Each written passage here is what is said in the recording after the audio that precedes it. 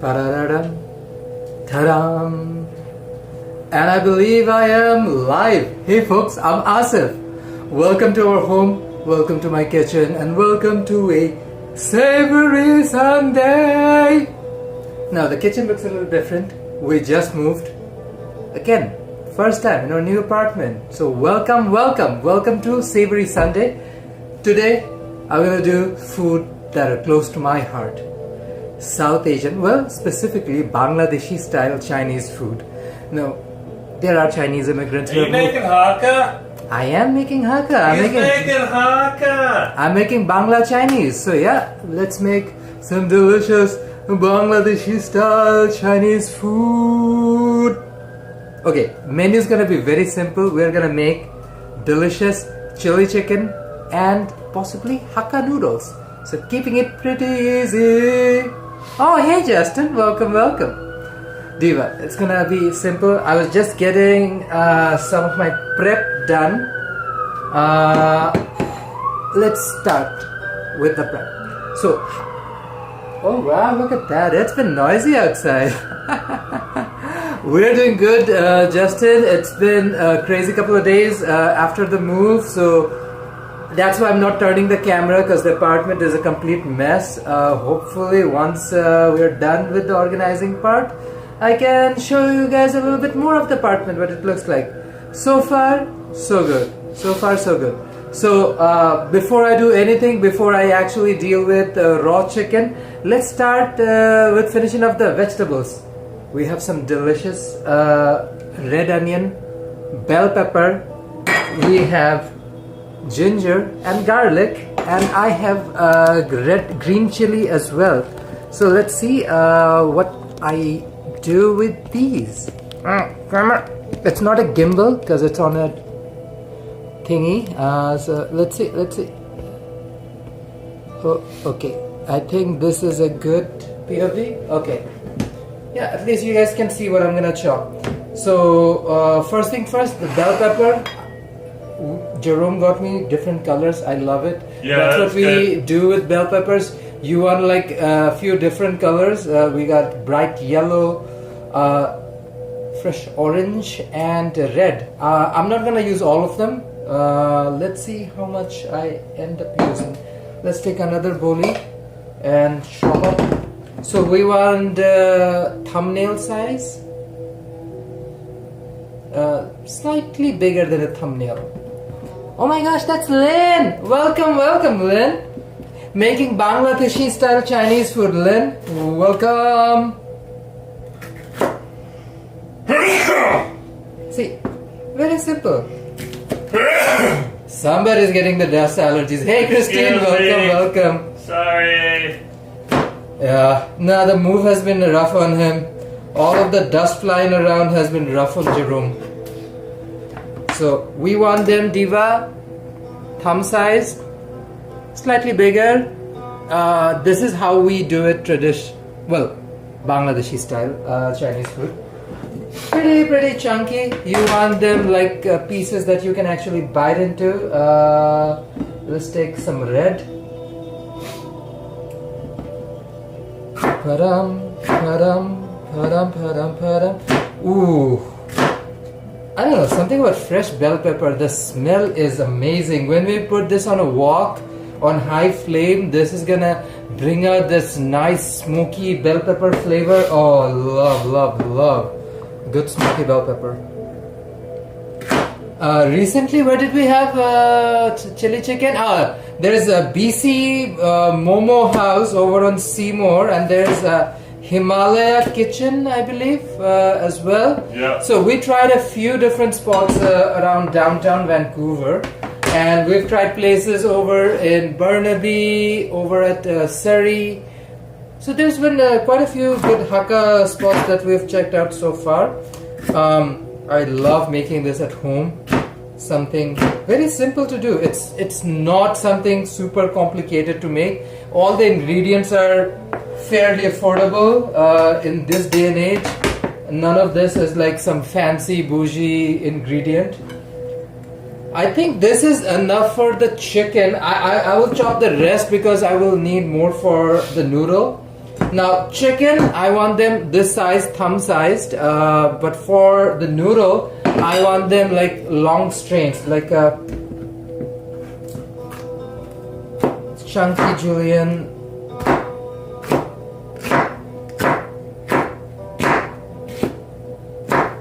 Yeah, I think this is nice. If you want, you can get them finer, but I'm trying to keep it close to what Hakka Chinese is like or Bangladeshi Chinese is like, especially if you can get a street vendor. Bangladesh, one of those countries where you have a lot of street food, including good Chinese. There are like street side vendors with walks and everything, so they do an amazing job. And I prefer to keep it that old school way, like, I don't know, nostalgia, I guess.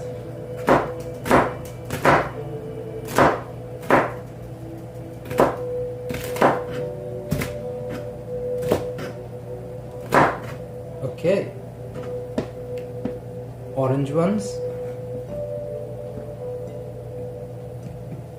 Bell pepper. So now I have bell pepper chopped for both the chili chicken and Hakka noodles. We just call them chow mein in Bangladesh because it is a chunky chow mein. We don't really call them Hakka noodles. Hakka noodles is what more Kolkata based or Indian influence, because there is this very specific Chinese Han community that immigrated to Calcutta or West Bengal, the province of India. So they have their signature style, and this blending of South Asian spices with Chinese soy sauce and chili, the mix of those bold flavors, oh, undeniable. Especially when all of this goes in a fresh wok and it picks up that heat. Beauty. Okay, let's do the reverse way around. Let's chop this red big onion, good size, for the noodle. I think I'm gonna move the top out. Same that.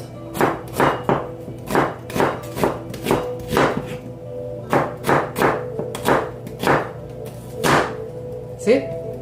Slightly thick. Nick, welcome. Slightly thick. As you open them up, they come out like strands. So pretty decent size.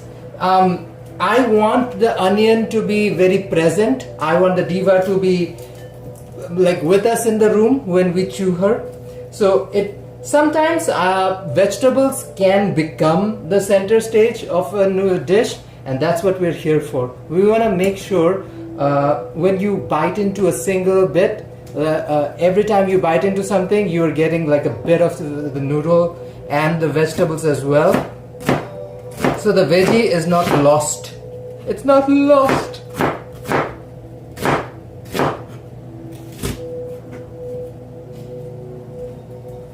Let's chop this diva up. Okay, so this one is for the noodle, and chili chicken will also have petal style onion. Now what do I mean petal style diva? Take this diva, slice her in half, and then we're gonna diagonally chop her to turn her into a 6-leaf onion. And then we're gonna de-petal the petals. This is how you do it. There's a whole philosophy behind it. Like the onion should come out like lotus leaves. I obviously don't remember the whole lore behind it, but yeah, it's beautiful. Sometimes in most recipes you want the onion to be chopped as thinly or as finely as possible, but when you cook something like a Bangladeshi kind of Chinese food, you want to make sure there's a bit of chew, there's a bit of bite to it, so the vegetable is just not lost. Oh my gosh, First Lady, welcome. Yeah, chili chicken sounds delish, fresh ingredients added with love. Absolutely. Diva, All of this is just delicious home cooked food. Clearly we're trying to emulate restaurant style food, but obviously it's not going to be the same thing. But we're going to go as close as possible, especially cooking in a Vancouver apartment. Diva, you know wok cooking can get smoky, and these fire alarms are not here to play. Depetal, petal, to make sure that they are not lost. Same goes for this one.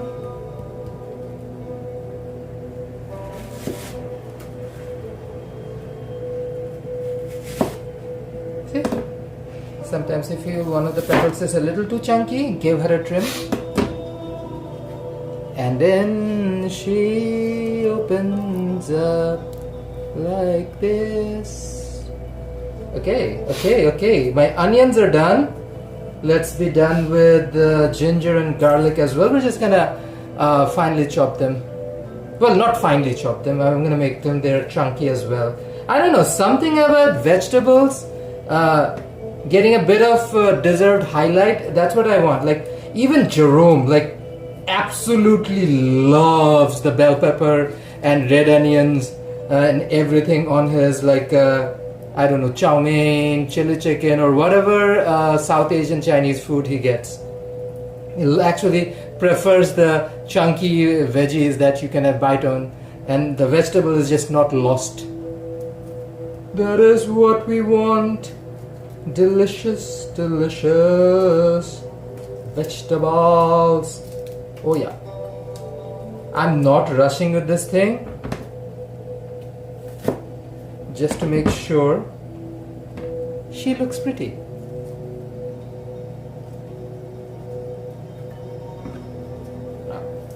Okay, Diva. We are done. So these are the petals for chili chicken. This was for noodles, and bell pepper for chili chicken and the noodles. Putting them somewhere away. Okay, let's now deal with ginger and garlic. Ginger and garlic.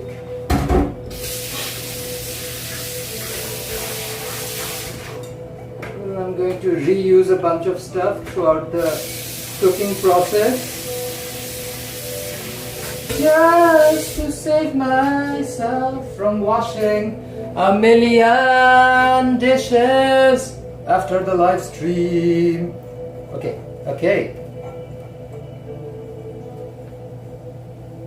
she is ready for the next job. First do the easy one and get her out of the way. Ginger, we're just gonna dice this diva. First slice her like this, and then turn her around. Do the exact same thing on the other side. And now we have columns of ginger. And then the last stage, cube them up.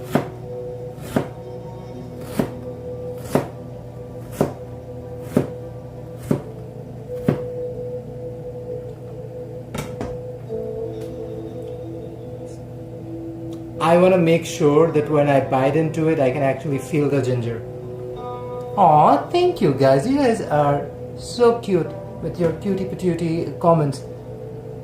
Of course, Justin, I make sure my kitchen is the highlight of the apartment where we live, and that when I cook, my friends can literally sit around me as I cook, as we can talk and chat, and you know, you've seen our parties. That's what happens. Whenever I host a dinner party, it's always half of the time I'm in the kitchen and people are just talking to me while I cook. And that's my way of showing love. This is how I show love, just like other Bangladeshis, by cooking delicious food. And that's the way we do it. That's the way we do it. Okay, we're done with the ginger. Let's Set diva aside. I want to make this place look. Okay. Okay. It's time for garlic. We also have green chili because luckily most of you guys are not eating it, so I can make it as spicy as I want it. Bell pepper, love the diva, but she is just not, well, she's practically sweet, so.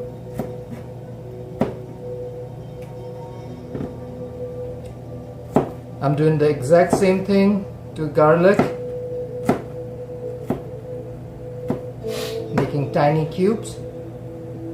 But big enough so that you can still enjoy every single bite. It's like, it's not hidden away, it's noticeable. She needs to be out and proud. No more garlic shaming. I hate when they shame garlic. Someone's talking about horror, but you don't have to do it anymore. It seems like you got an open kitchen. Absolutely, Diva. I don't have to. This is very open. And luckily people can literally sit right in front of me and watch me cook. I don't know, something about watching me cook is something a lot of people enjoy. It's a strange thing. I've never thought like people want to just watch me cook, but that is the tea. That is the tea. A lot of people enjoy watching me cook. And my friends actually don't want me to cook ahead of time, which I always say. They're like, no, cook while we're around. Because they love watching me cook, because I go deep when I cook.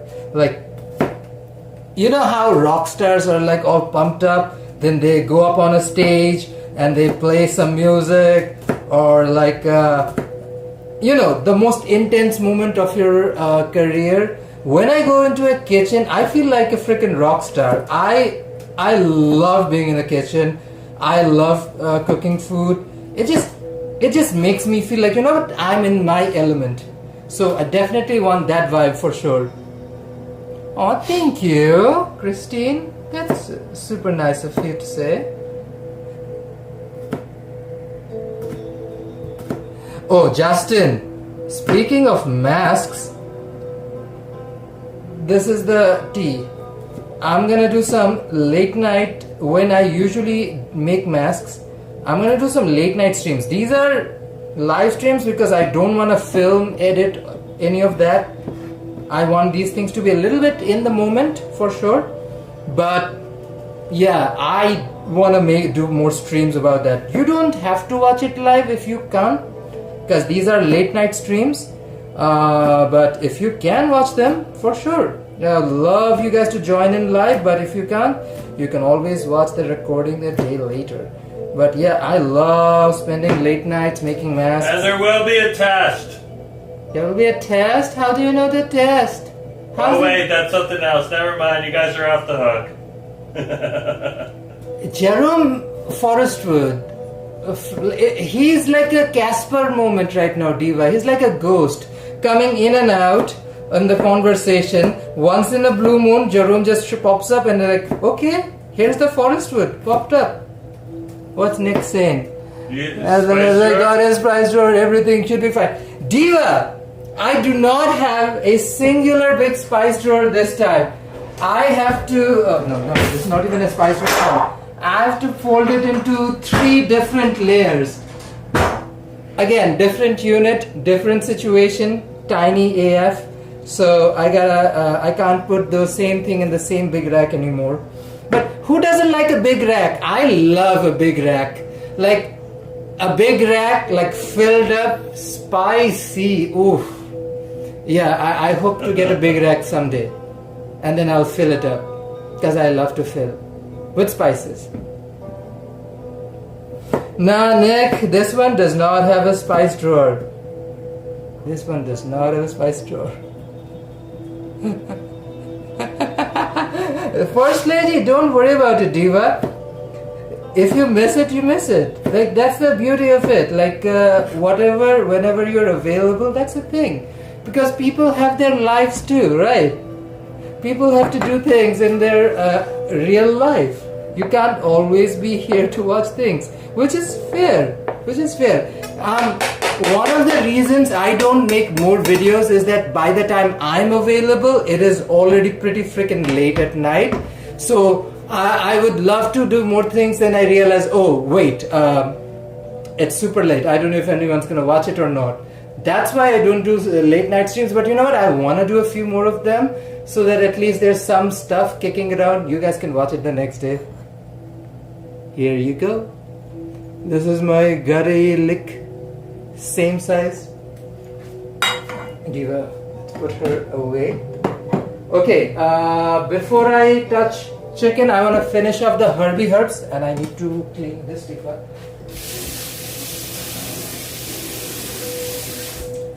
Working from home, I want to make sure that my life is easy, so I wash, rewash, reuse boards and knives and this and that, whatnot, over and over, just because this makes my life a lot easier.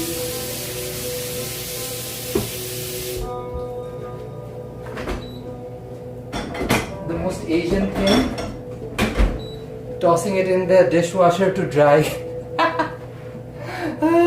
Okay, green chili, coriander.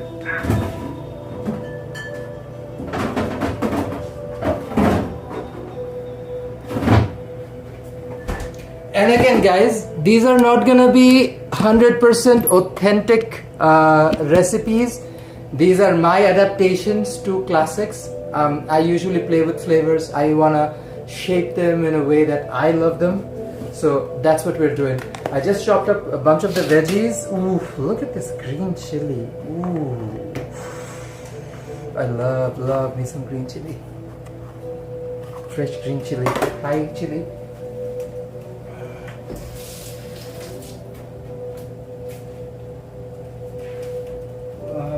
I'm just gonna chop it up. I also need to chop up some fresh cilantro, coriander, dhone pata, whatever you like to call it.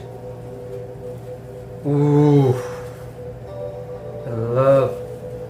Oh, the smell of fresh cilantro. Great stream on Friday, guys. Oh, thank you, Lynn. Diva, we just moved. We did not have the time, energy, and opportunity to do a fried chicken wars video. So we were like, you know what? Let's go back to the basics. Let's do a live stream. We did. I enjoyed it. Coriander. Break in the middle. Clean break. We're gonna make sure Diva looks cute. Just chop it up. Try to cut them in a neat, cohesive size. Again, it doesn't really matter. You're freaking chopping coriander. But just chopping them saves so much time, and try to do the same thing on a chopping board will stain your entire chopping board and gets really messy really fast. So highly recommend just chop them using scissors. But that's the one big thing I realized working in professional kitchens is that they don't care about what's like, oh no, you have to use a freaking chopping board or something. No, whatever, life is easy. That's what chefs will tell you. It's like, if this makes your service better, if the quality presentation better, do what needs to be done. And that's how things work. Okay, chopped up coriander. Ah, I love the smell of fresh coriander. Something about it, especially when this hits the wok. Oh, diva. Wrap up the rest.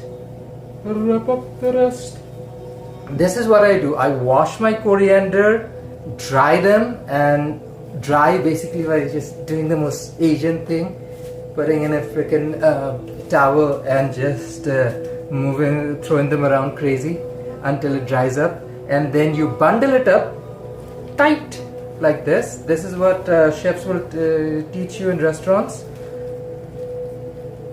Sometimes the better advice are learned in working in real restaurants than in a billion schools and whatnot. Like, real life experience is real life experience. You cannot learn certain things in class. You have to, as the word goes, like, use some elbow grease and learn it the rough way.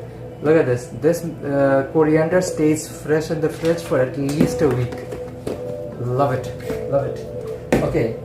After I chop the coriander, I will slice green chili. Now, this is Thai green chili. Pretty hot. Pretty hot. So make sure that you're keeping it from a safe distance from your eyes and wash your hands. Be very careful. So we wanna make some long incisions like this. So she basically looks something like this, almost like a bell pepper slice, because she will be part of the Hakka noodle.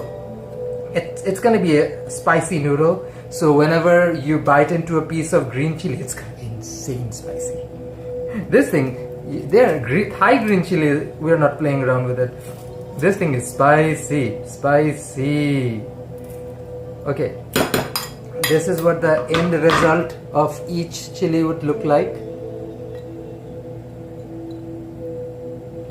Okay, very simple, very easy. We're gonna do at least... Is it soup noodles that you're making? No, Diva, it's gonna be a stir-fry noodle. Okay. Stir-fry. Christine was asking. Yeah. I know, I love the soup noodles. Like, I think we wanted to do a laksa night because it feels like a laksa night. I would have loved laksa, but yeah, you do. I can still make a laksa, but No, I don't want to make a laksa because plain.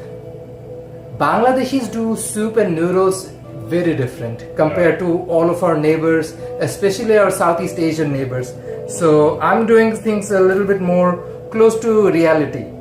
But again, soup noodles sounds divine.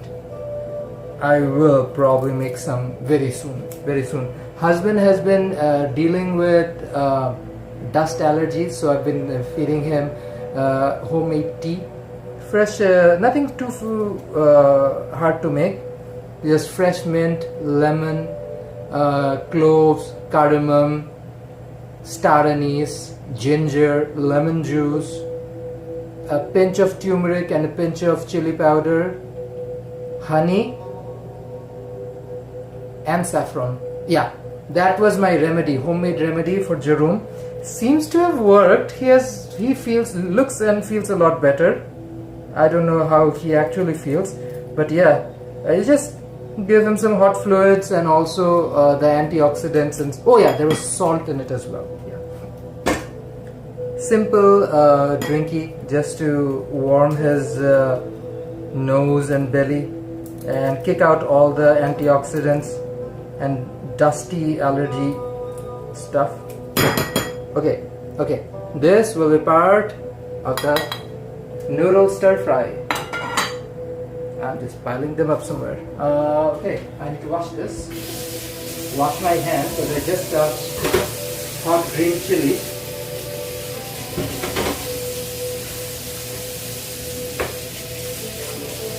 Okay, I'm gonna show you how to do the chicken.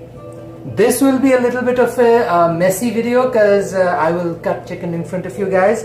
So any one of you who don't like to watch raw chicken being handled, you can come back in 15 more minutes, Diva, but the idea literally is there. I'm literally making chili chicken. So Diva, there will be raw chicken. So just as an FYI, who is that? Oh, hello Tanmay, welcome. She'll take good care of him. Oh, thank you, Christine. Let's process the chicken.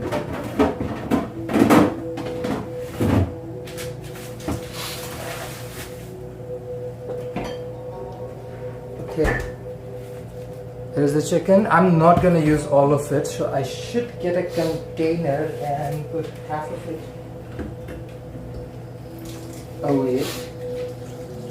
Or do you want me to make a big batch of chili chicken? Jerome, what are you about? Like, I can make a big batch of chili chicken. I'm hungry. Arey, not for just now, for later. Or do you want to do something else later with the chicken? I can just make all of it into a chili chicken. Ooh, you know what I should do though? I will keep the skin. I will wash the skin, put some seasoning on it and deep fry the skin. It'll come out delicious, and the skin itself is, I don't know, one of the best parts of the chicken. And I will debone it and use the bone to make a broth or a stock or something. Okay. I have a plan. Let's go. Where is my extra container? Okay.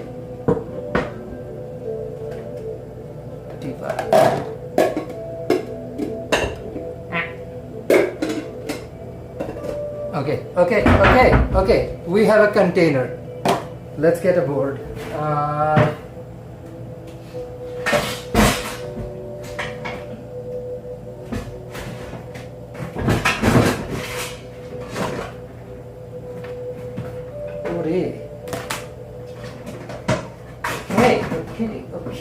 Okay. Still figuring out new apartment. I always color code my boards just to make sure we are not cross-contaminating anything. So I will have a different red color one for beef. This is gray for chicken. For veggies I have green. For fish I have white. For which other like onions and stuff like I use every day, there's a different board. So I make sure that these are all separate. This space is already sanitized. So raw chicken is considered in culinary arts one of the most deadliest meats. Why? Because it can carry salmonella, E. coli and a lot of other harmful stuff. So always store raw chicken under 2 or 3 degrees Celsius. That is Ontario and British Columbia's health guide. Always make sure the expiry date is maintained.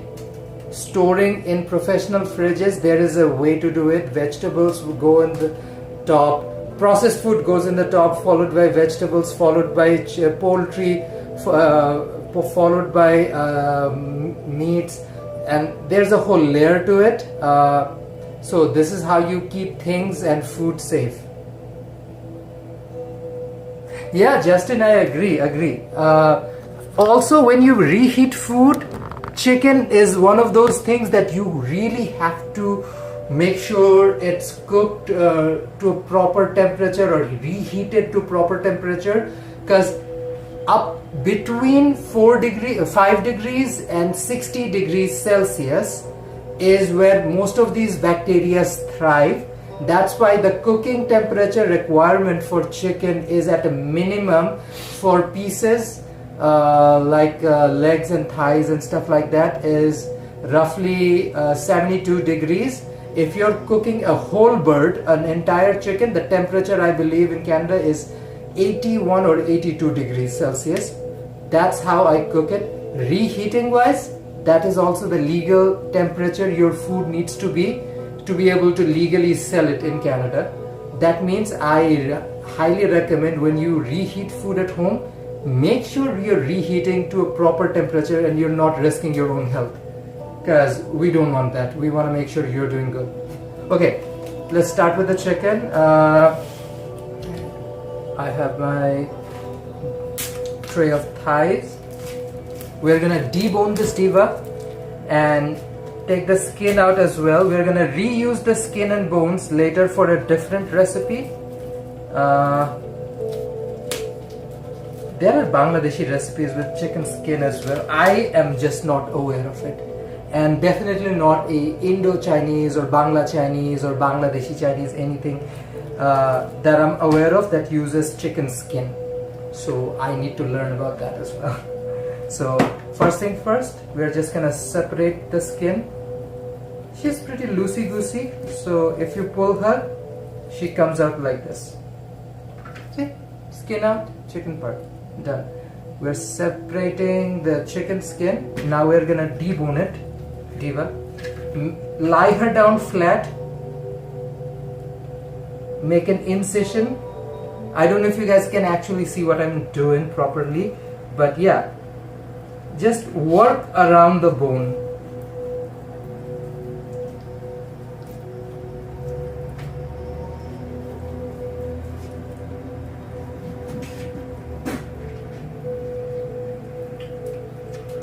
And voila, the bone comes out like this. It still has a little bit of meat because I probably am gonna make like a little curry noodle with this thing, so the meat just and bone adds so much flavor to the noodle, or I can just turn it into a broth.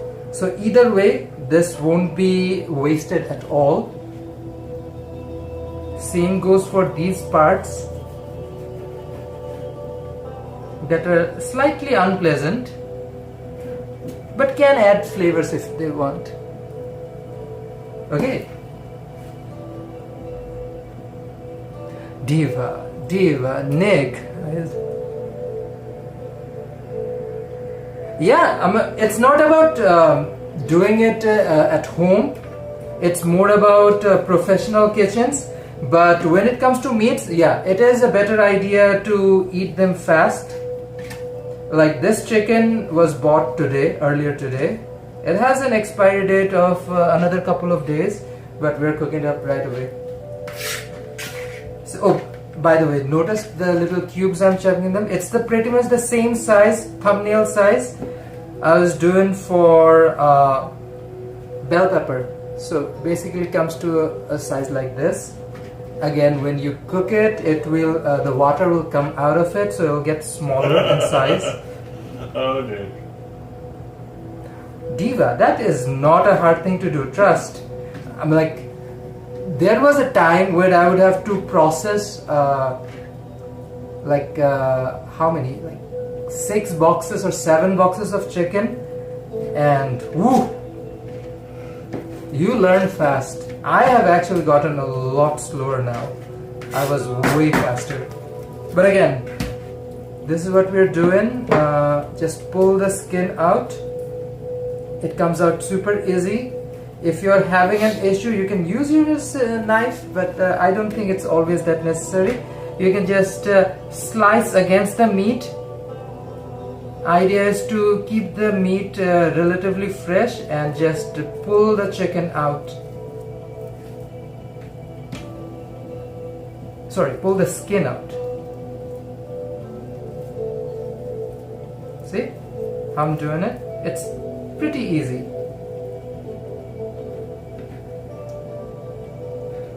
I'm chopping up some of the fat as well. Wash the skin, properly season it, deep fry it. Oh, Filipinos, Mexicans have made an entire culinary art using fried chicken, chicken skin or pig skin, stuff like that, chicharrones. Oh, love it, love it. Okay, watch how I debone this thing, Diva. Simple. Just slice it around. Pull the meat with your fingers while your knife is doing almost like a sawing motion. And then you end up with almost like a drumette style piece. I made it intentionally a little bigger because I'm probably gonna make a curry noodle with this.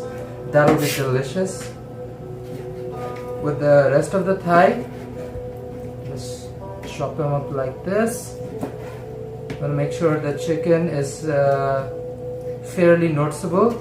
And feel the meat. If you find any bones or anything, you can discard them.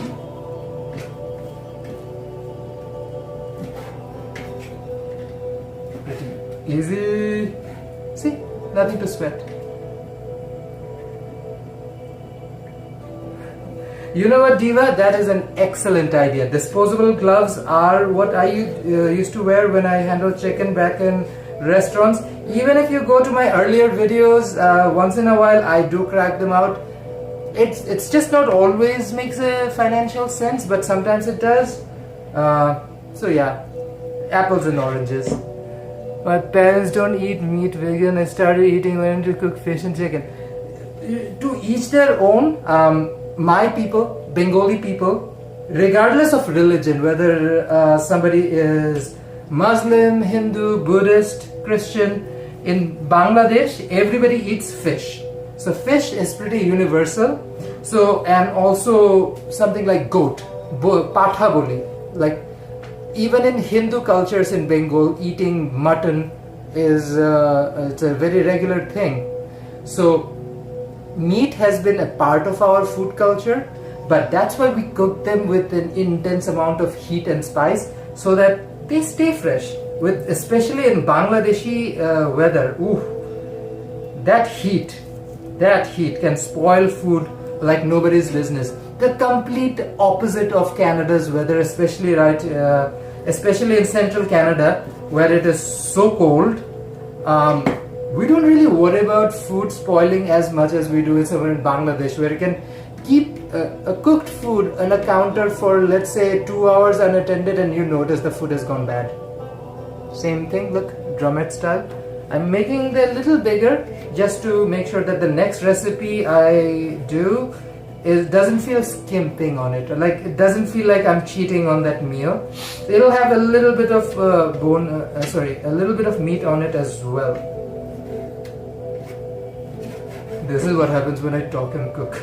Half of my attention is on my cooking part and half of it is reading these.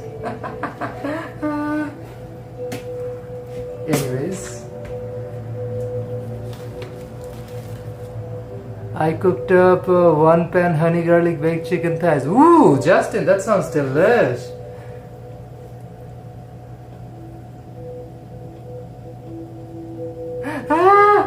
The gloves I have at home are also stuff that somebody probably like a restaurant worker would wear. So first lady, you and I probably have the same gloves.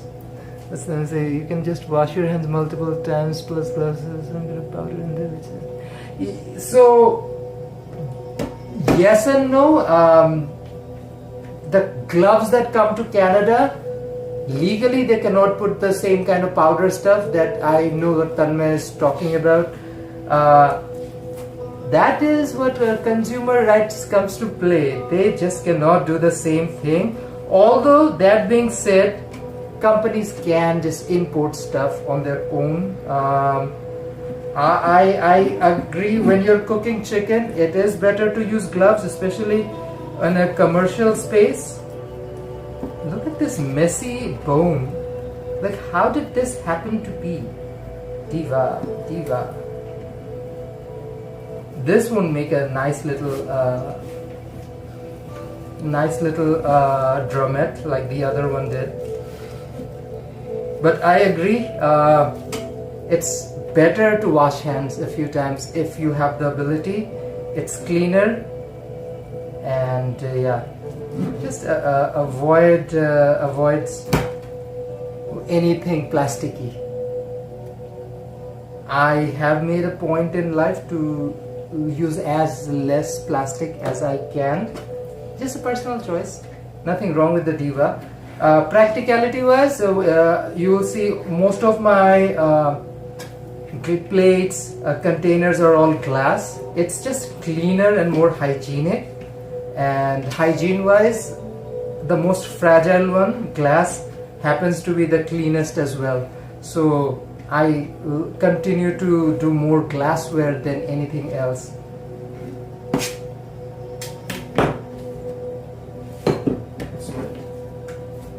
Half of the tray is done. It's a decent size. Notice. So when they get coated, marinated, and deep fried, they'll still have like a bit of a bite to it. Oh my gosh, Cam, welcome. Oh, surgical gloves can be a mess. I agree with that, and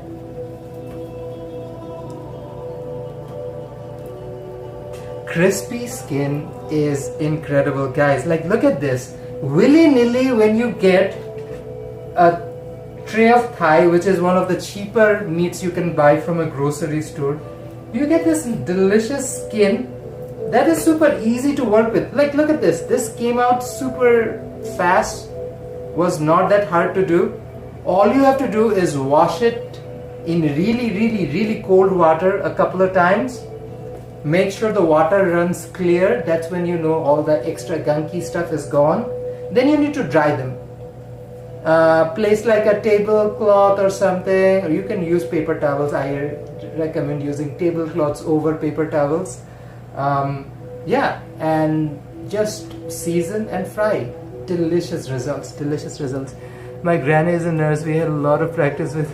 Okay, wow, that makes sense. Proud of your granny. I know, like for a little bit, we were all going up, banging pots and pans for doctors and nurses, and then it all just went downhill fast. Like the people who literally did the most, saved lives. It's just tragic. We as a community, our priority is, think of politicians. The amount of money they spent in the last 3 years and continue to collectively as a planet. I'm not saying one country or another. The entire world's GDP spent on weapons and military in the last 3 years. If they've spent a fraction of that on healthcare, nurses, who knows whatever health crisis comes up. But instead of that, collectively as humanity, we chose to get more weapons to kill each other instead of, building more hospitals, getting more kids trained up to be doctors and nurses. Diva. I think we are coming to a point soon enough, the humans will be just replaced by robots, and they're just waiting for it.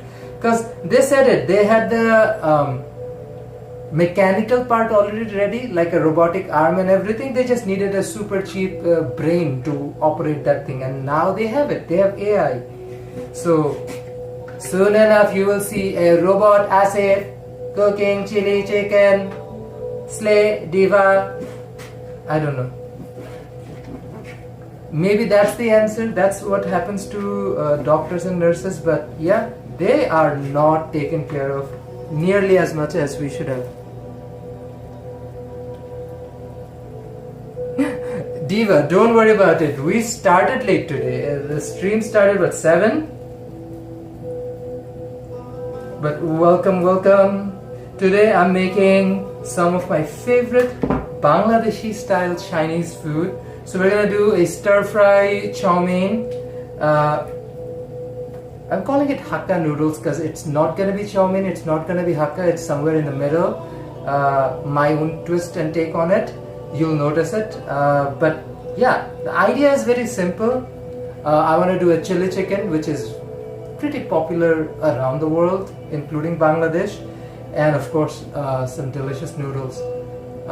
Jerome is definitely craving soup noodles. Who knows, maybe I have to do another one in a day or two and make some soup noodles. I think I'm gonna do Thai style. A noodle that is more Thai style, and I can do probably use the chicken skin that I just have and deep fry it and put it on top. There's a few Thai soup noodle recipes that I've been romanticizing about. So let's see what the future holds. Speaking of Thai food, I haven't been to a Thai restaurant in Vancouver in a hot second. When we used to live in West Point Grey, just around Alma and Broadway, I believe, there's this amazing Thai restaurant. Oh, what's their name, Jerome? Do you remember? The Thai restaurant around Alma and Broadway, they are so good. They're so good. There's another Thai restaurant over in West Vancouver. We had delicious chicken wings from them. Oh, what a good time. What a good time. Aww. The taste of Thai. Taste of Thai. The taste of Thai. Taste of Thai, yeah. Yeah, the taste of Thai. That's a good restaurant.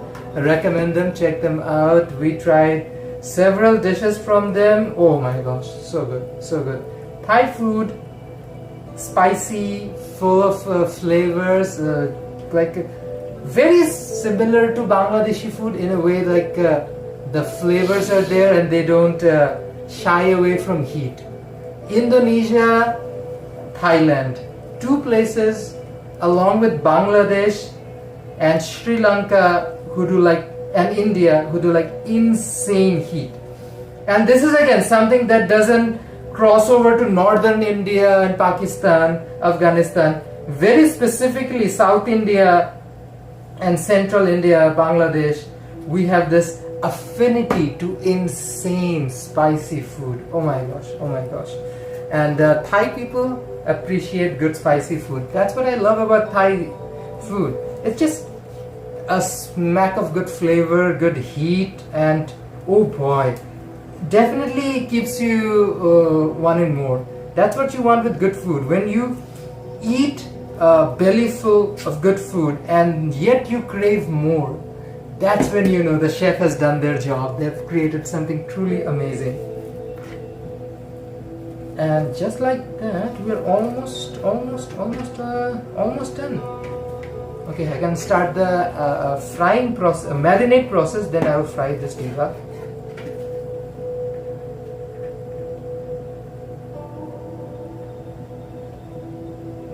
Yeah, I mean, this is the thing, diva.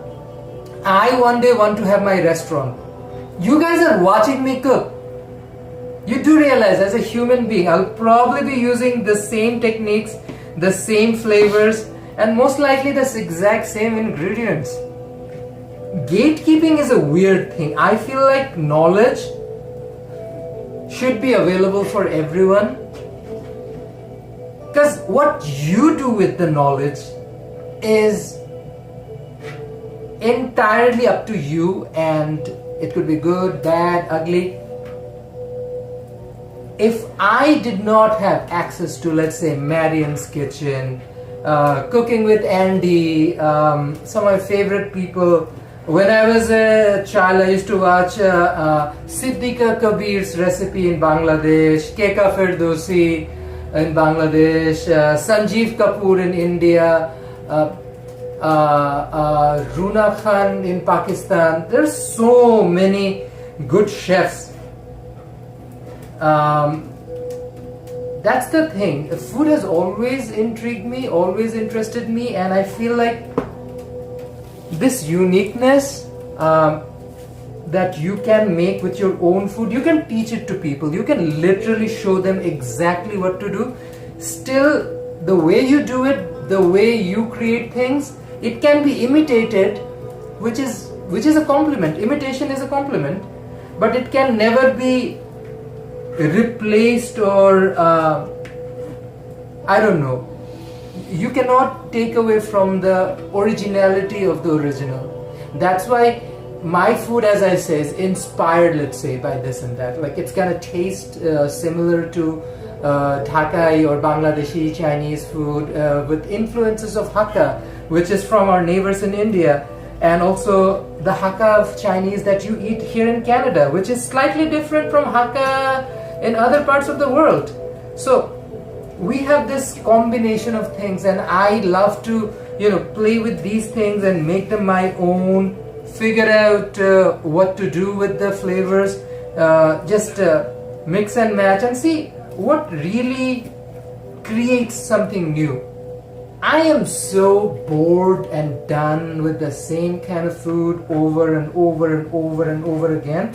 That's why, just for my own palate, I try to switch things up. Even if I'm making the same recipe, I try to make things a little different so that there are these aspects and elements I can work with. Sometimes I go back to original recipes and try to recreate them just because I was like, I enjoyed it so much, I want that exact taste. That is fair, but as you experiment with this, every single time I cook something at home, it's like that is almost like a class or an exercise in itself, as like, okay, this I learned from this thing. That is the lesson I'm getting from that aspect of it. So as you learn, as you grow, it also gives you those moments. Never be shy to fail, diva. Jerome Forestwood is here, who can attest to the fact that how many days I have like broken down and cried after, let's say, tried to bake bread for a millionth time and it burned. Like, I didn't bake bread between 2020 and 2025. I did not. I was so traumatized. Raw chicken. Be careful.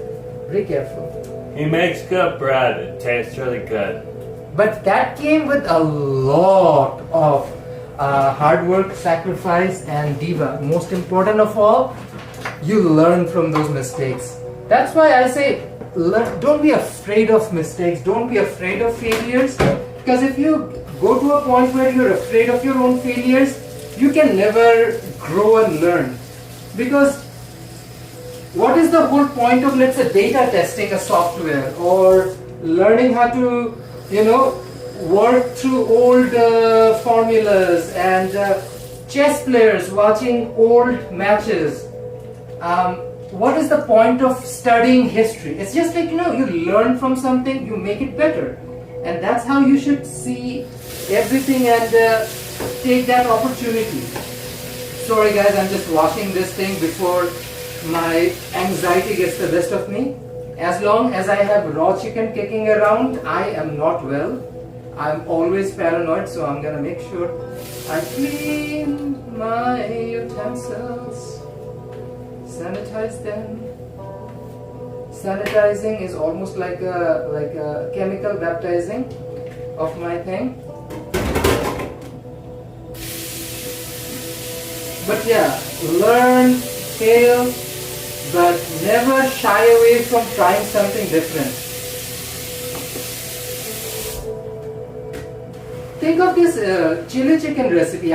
Did I do a chili chicken before, Jerome? I don't even remember. I know I did a chili fish earlier. I actually plan on doing a chili fish in like 3 days. There will be a live stream. You guys can watch it. But I'm not gonna spoil that, what that's gonna be. But yeah, when you do something over and over but tweak it a little bit, that's how you get excellent results. I don't like to repeat the same thing, but I also don't mind learning from the mistakes I made the previous time. That's how I got my bread to a point. I haven't bought a single piece of bread in months. At least I would say since last summer. I don't believe I've bought a single slice of bread. Did we buy any bread? No. No, we have not bought any bread.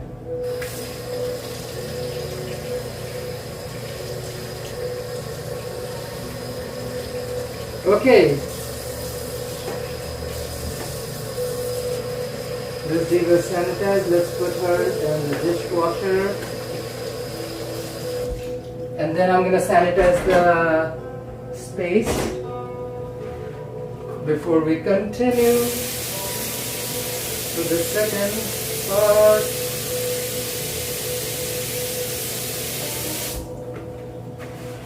Okay, I think this looks good. It's fairly easy to clean it up early in the process, then let it drag on and risk getting yourself unhealthy super fast. I'm sorry guys, you're watching the backside. Like, clean this. You will see a lot more of my lovely face in a hot second. Okay. I need Lydia, the lid.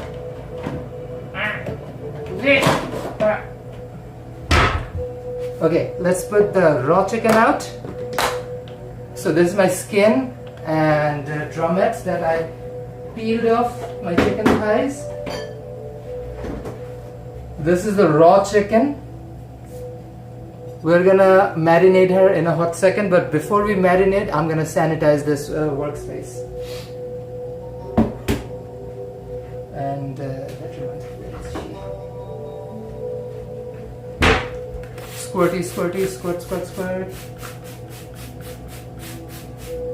Let her sit for 30 seconds.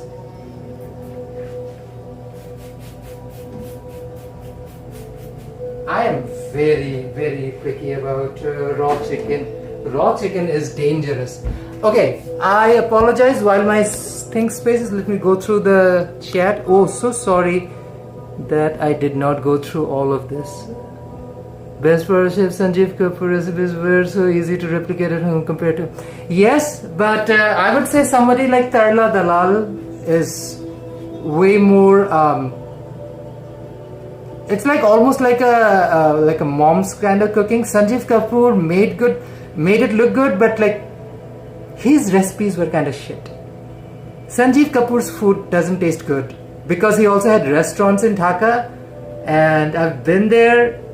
I don't find his recipes that good. Pretty horrible tasting. Compared to that, there are younger chefs, especially Vikram Khanna, I believe. That's Chef Vikram Khanna. I think he's New York based now. He does amazing food. Who else was in?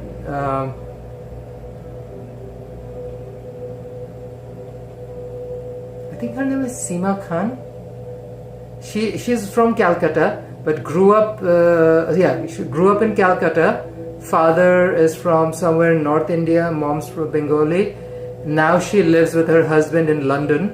Has a restaurant there, and they were featured in Netflix. So every chef will tell you about their life experience, how that shapes their food practices. I'm gonna tell you why I eat so much spicy food. It goes beyond my the environment I grew up in, because there was a lot of spicy food around. Okay, time for clean the sanitize. A lot of spicy food was available, but the main reason is I used to get these. So the food I ate at home wasn't probably necessarily the most delicious. Yes, not necessarily the most healthiest food you can eat, and my family is from old part of Dhaka, where health is definitely not your priority in life. So I had vitamin deficiencies. That would mean I would have ulcers in my mouth and stuff. So it was a bad situation where I couldn't eat anything. Whatever I tried to eat anything in my mouth, it hurts like crazy. So the only thing I really enjoyed, almost like in a sadist way, was like eating very spicy food. At that point, like nothing else mattered, because everything is already in fire. Not just the places that it's burning, but your entire mouth and your nose is in fire. So almost like a young kid, that became my thing. After I moved to Canada and started cooking on my own, look at my food. The amount of vegetables I use nowadays, wow. Exactly. Like this is a complete 360 from my childhood, and I realized that I make better vegetables than women in my family. That is the reality. My mom can make probably one of the best beef in the entire world. She cannot cook vegetables for her life, and she will admit it openly. She's like, I love to make biryani, I love to make khichdi, bharta and whatnot. I don't do frickin' shubji or vegetables. So I didn't grow up eating good vegetables, but when I moved to Canada, oh boy, discovered delicious veggies. And that is going to be part of today's whole experience, because part of what Hakka cuisine that inspires me is that the Chinese community loves fresh vegetables, and they incorporate that in whatever they cook. And I love that about food. It's just so simple, so elegant, so unique, and that's what I wanted to do. And now my vegetable tastes good. My friends eat the potato curry over chicken curry. That is insane for me. I know my chicken curry tastes amazing, but my friends choosing a vegetable curry or a potato curry over chicken curry, I never thought I would see this day in my life, but like it makes me so happy that I can make tasty, delicious vegetables. Okay, without wasting even more time, Diva, let's make the marinade. Fairly simple. Kick things off with soy sauce. Let's get a container. Again, I'm so sorry I wasn't reading all the mouth ulcers.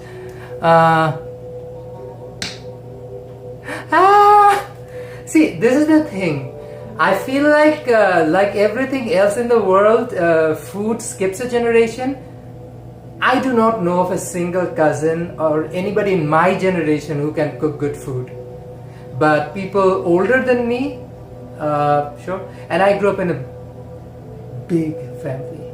Like I have 80 something first cousins. I have hundreds of second cousins. We don't even know how many of them exist.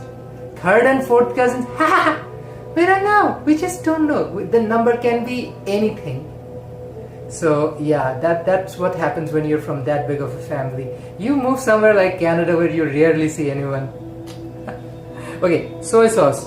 Again, I should improve myself. You know, that is one thing I promised myself. I should do better for people. I always measure things with my eyes. Tablespoon. Okay, let's see how much soy sauce we add.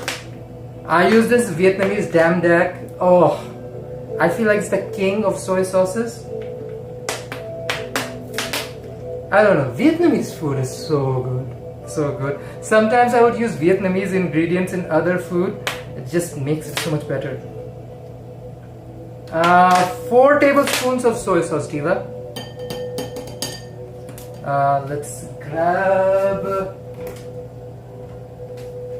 ketchup mayonnaise. Now, this tastes more Malaysian, Indonesian than Bangladeshi, but that's what Asif does. Asif doesn't use dark soy sauce. I use ketchup mayonnaise like Indo-Malays.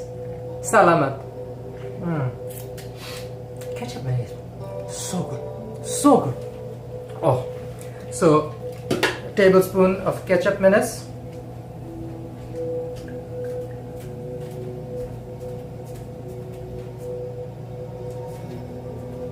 I have a husband on me.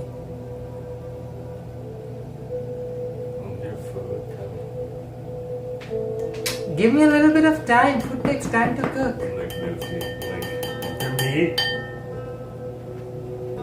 Please don't go near raw meat. Luffy, I don't want this long Luffy to die. Oh, I want it to taste good first.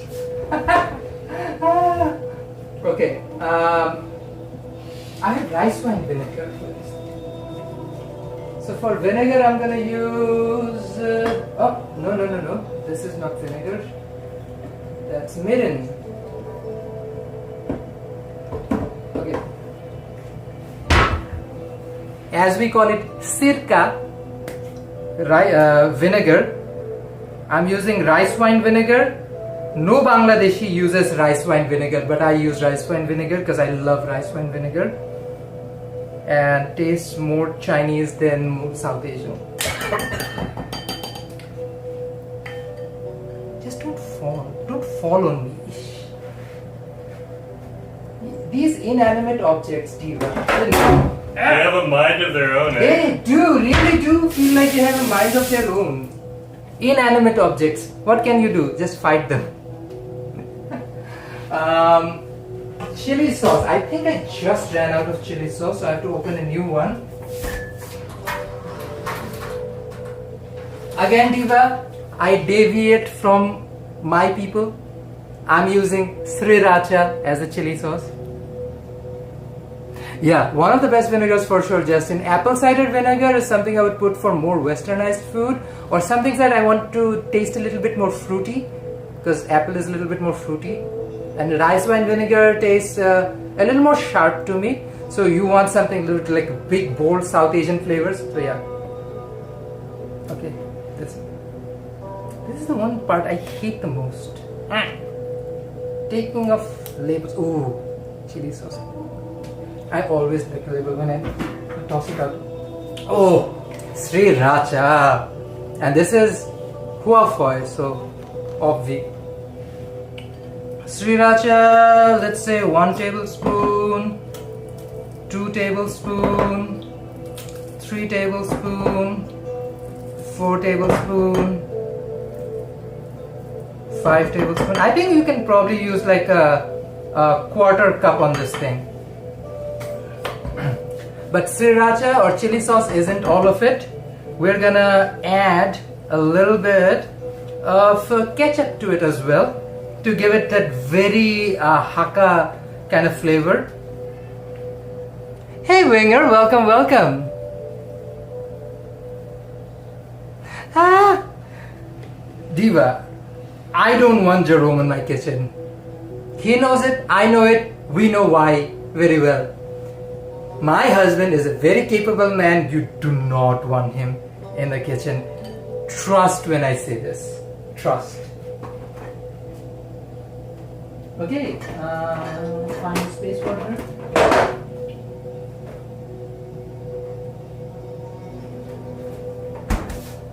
Oh, here she is. Ketchup. Ketchup. I'm eyeballing it. Diva, it's gonna be roughly a quarter of a cup as well. Ketchup.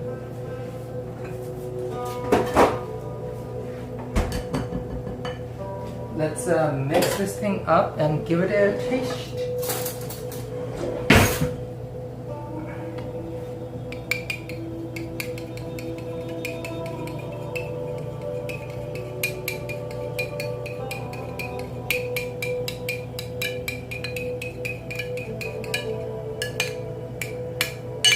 I haven't added any powdered spices yet, so that will happen in a sec. Taste test.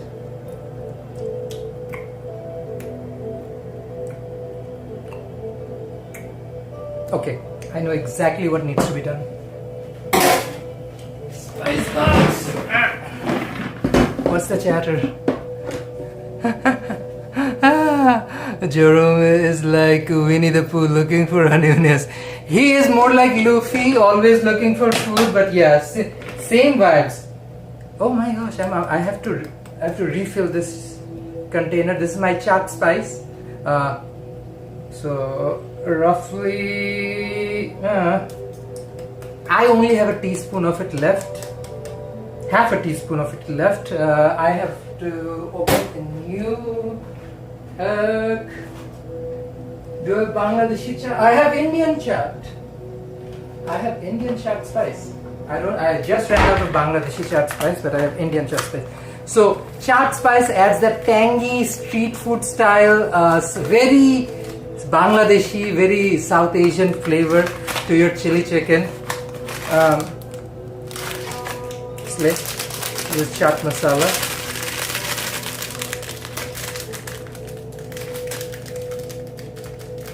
Look at the color difference. See, you want a consistency. That's the one thing I didn't want to do, is add too different.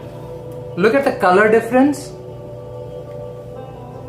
Because these are two different companies from two different parts of the world, their spice blend tastes very different. Even the color profile is so unique. Okay, black pepper, half a teaspoon. Kolijar tukra, MSG, monosodium glutamate. Diva, the crack cooking of food ingredients.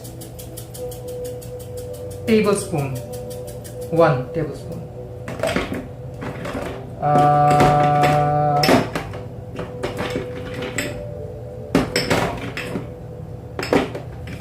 Where is she? Okay, lemongrass powder, 1 teaspoon.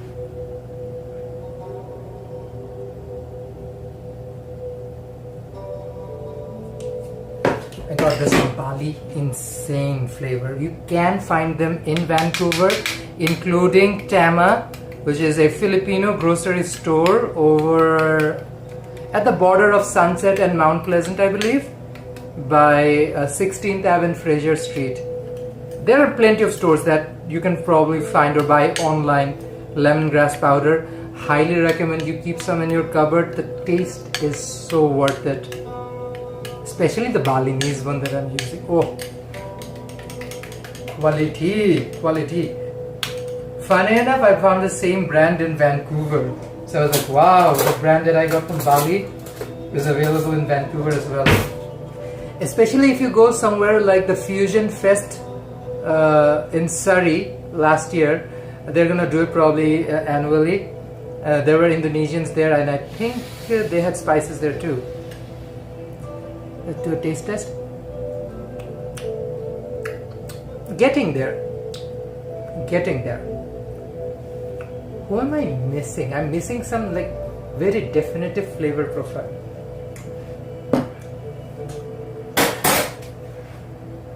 I added soy sauce. Oh, ginger garlic. That is why I was like, in my mind, I'm like, where is the ginger garlic flavor? But that's gonna come from keep frying it. So let's marinate. I'm gonna use roughly half of this marinade. The rest will become our stir fry sauce.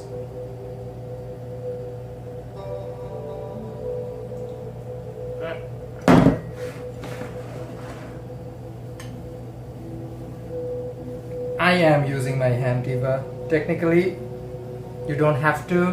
You can use a fork or a knife or whatever works for you. Just massage them gently, slowly.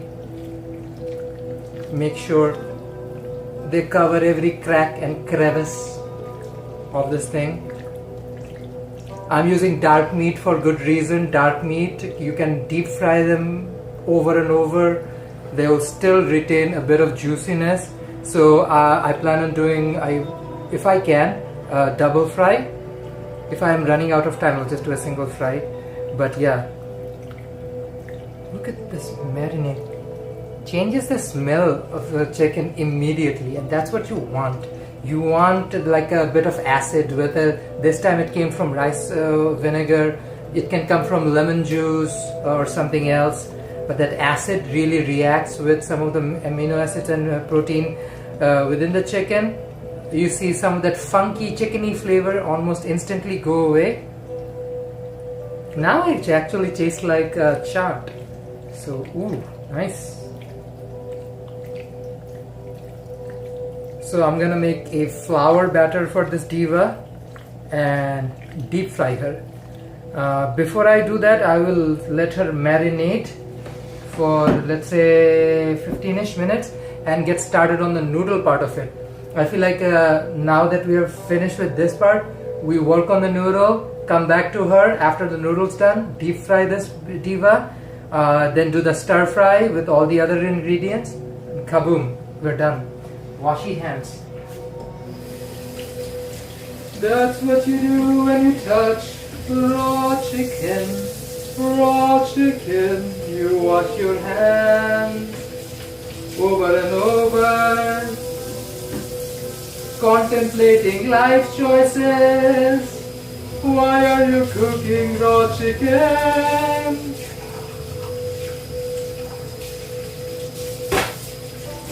Alright. Look, I don't know, some phobia in my head. I really can't get over the fact that raw chicken is so dangerous. Okay, chicken marinated. Let's now boil some noodles.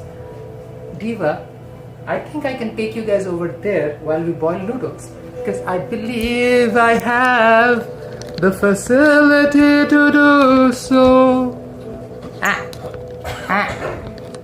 Camera, be friendly to me. Ish. Bandrami, Pajami, Thamena. Husband, can you help me with this? She is stuck, mama. Husband, he is so busy.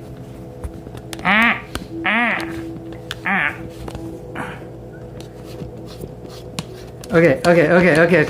I think I have unlocked it. Okay, great. তুমি গিয়েছিলে পরশু, আজ কেন আসোনি? তুমি কি আমার বন্ধু camera ভালোবাসোনি? তুমি কেন আসোনি ভালোবাসোনি? Okay. We're going somewhere. We're going somewhere with this. Okay. This is a journey. Diva.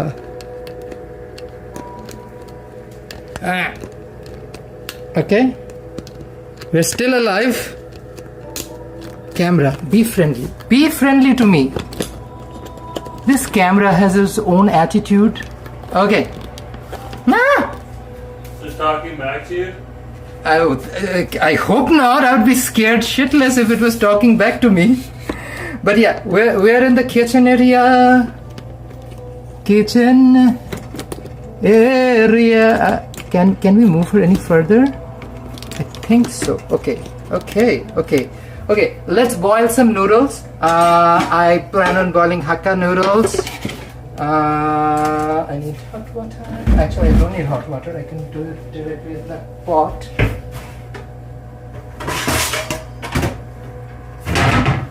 Got this little non-stick wok. Fill her up.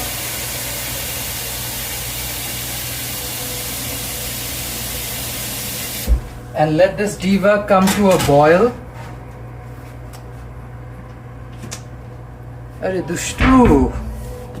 I need this to move out of the way. Can she? Oh, yes, she can. Yes, she can. Okay, let's boil some noodles, diva. Camera, be friendly to me. I'm so sorry, I can't read any of the comments, diva. The camera is in a weird angle. And husband is busy tonight. So I'm gonna go read them right now for you.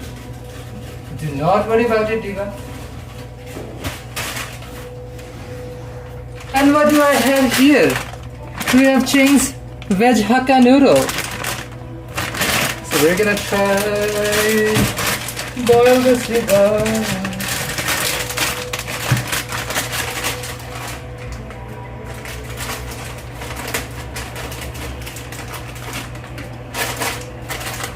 Ooh.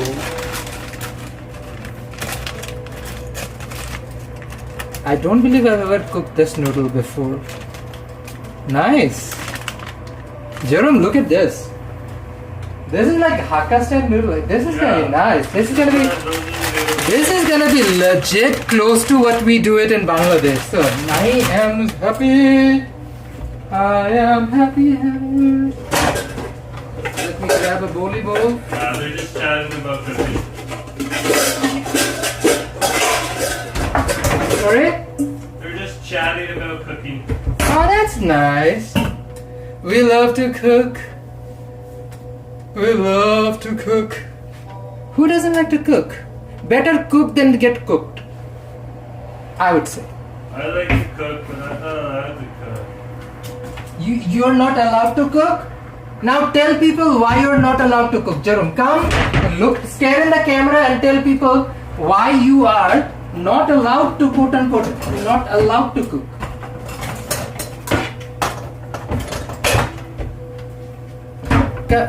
No, I'm not allowed to cook. It's the first time I served him chicken. Okay, go ahead, tell them.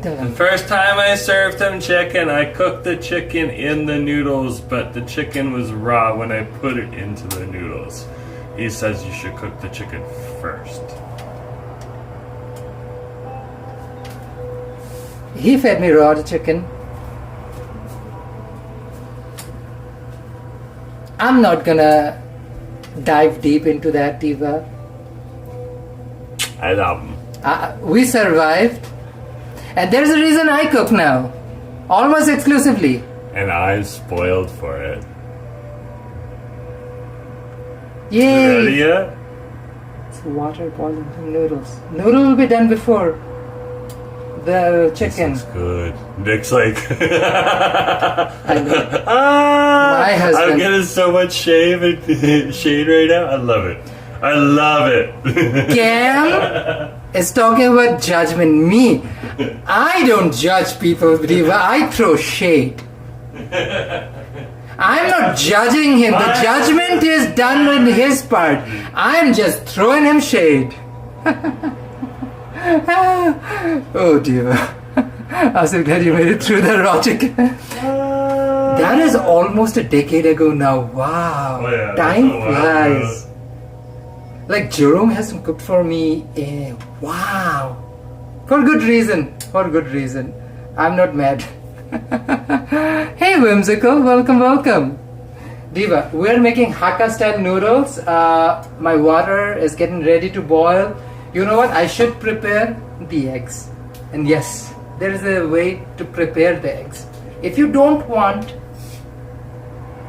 clunky egg, there's a simple way to do it. Let me show you guys. we'll take this diva. Where is it? Get a whisk and grab the eggs.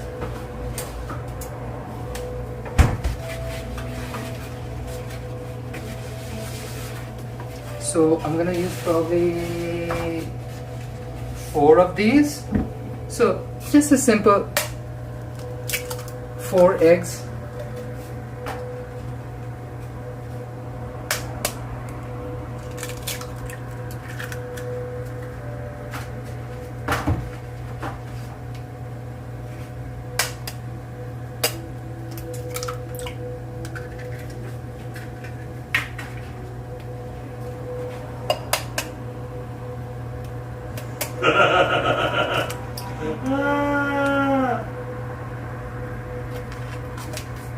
Okay, now let's beat these eggs. Beat them! Let's include pain and suffering into these eggs. Before anything else, let's wash my hands. Ooh, raw poultry freaks me out. Still freaks me out.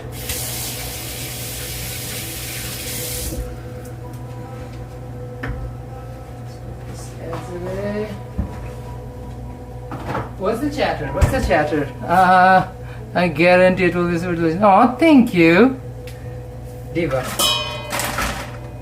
Whiskey whisk. Can you guys see what I'm doing? Okay.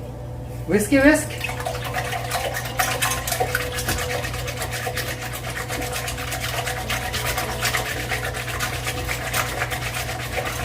Whisk your eggs light and frothy. You can use a machine if you want. I don't need them to be whisked like a souffle or anything. It's fairly simple.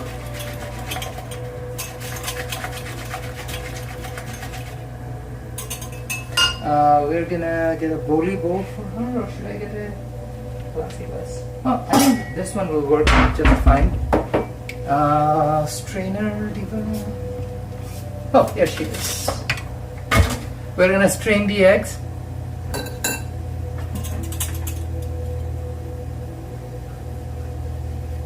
This takes all the lumps away from your egg. So when you stir fry it or do anything, the egg comes out nice, almost a uniform yellow color. This is a tip I picked up from Koreans. Japanese as well. Japanese and Koreans, this is what they do before they stir fry or do basically anything with their eggs. Look at that, my water is ready. Let's open up the vinegar, put some air in. Okay, my water has come to a boil. Camera. Okay. So drop these noodles. 1, 2. Should it be enough? Let's do 2 today. I don't want to make a big batch. This should suck. You know what? Let's go for it. I don't want to leave this thing kicking around like half of it for later on.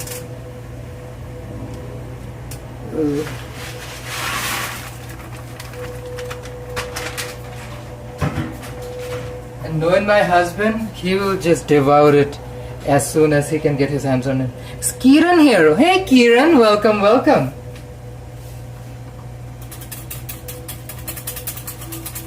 Whisk the remainder of the eggs. Okay, we're done here.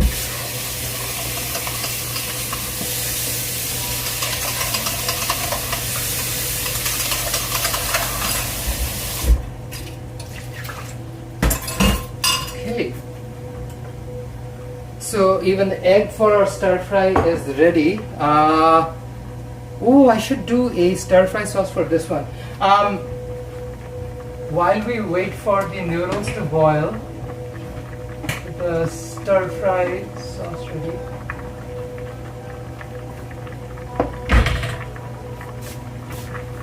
Oh wow.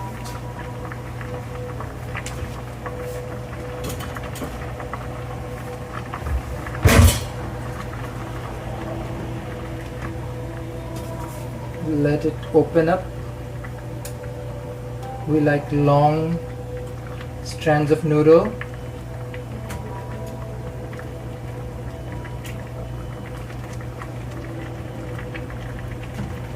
Oh yeah. Oh, she will be fine.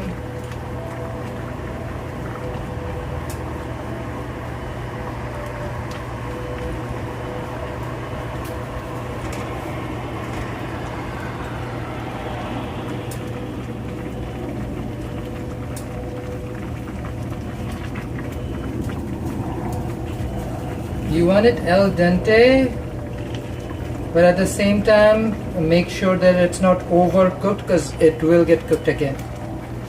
Oh dear, it's got so steamy in here. It's getting steamy in here. Steamy. Steamy mamimi.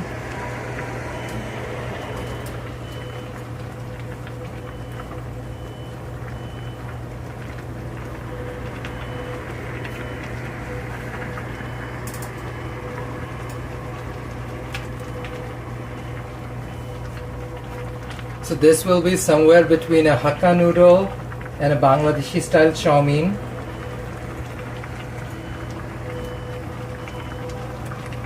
Ooh, look at that. Oh, cutie patootie.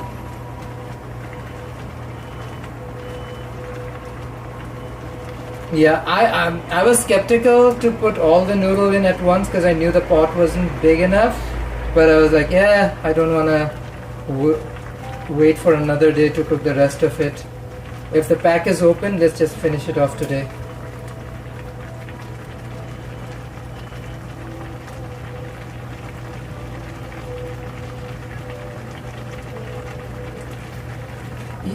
I don't use them a lot. I use a certain type of Ching's noodles. I'll show you.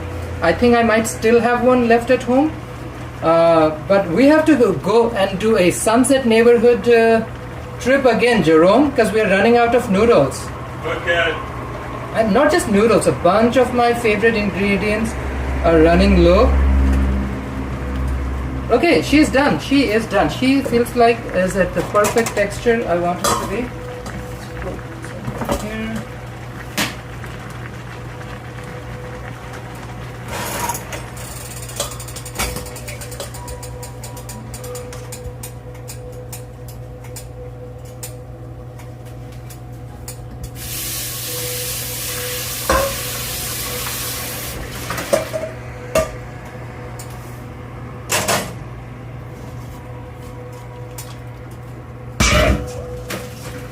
Toss this water.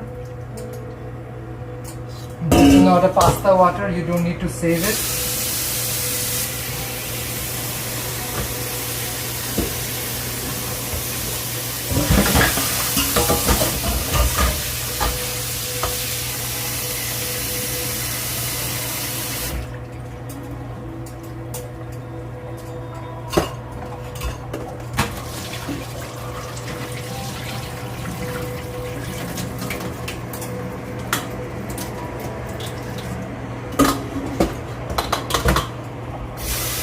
Another glass.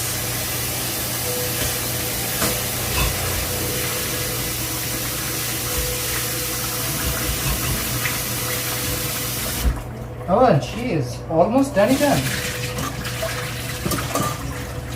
And do a last blast with cold water.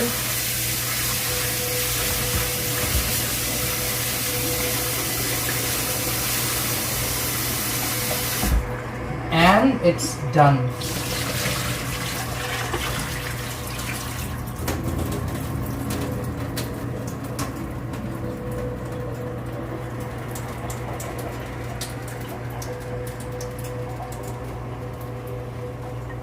Okay, noodles are done. It's time to stir fry. Okay, let's get this space clear of a bunch of stuff. Oh, and I need to make a noodle stir fry sauce as well. So let's put the wok in and get the wok heated up. Where is she? Oh, she's down here.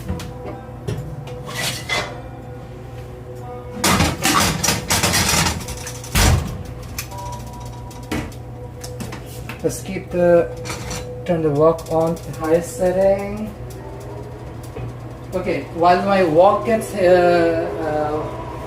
ready, let's make a stir-fry sauce. Similar at the veins like the other sauce that we made. So we're gonna start things off with damdak soy sauce. You know what, I'm not gonna use damdak, I'm gonna go for Japanese style soy sauce. Nah, too soft. What am I thinking? Because damdak might be a little ooh, Filipino! Yes! Mabuhay! Probably gonna try with some Filipino soy sauce. So this is Marca Pina soy sauce. Roughly 4 tablespoons ish.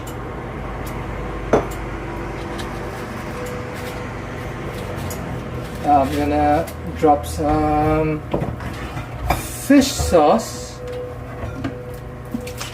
same brand. Fish sauce is extremely salty. You need roughly a tablespoon. You don't need that much salt. Ketchup menace.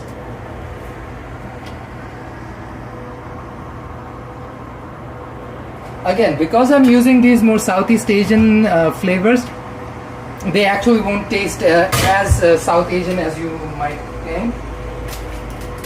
Chaat masala, roughly a tablespoon.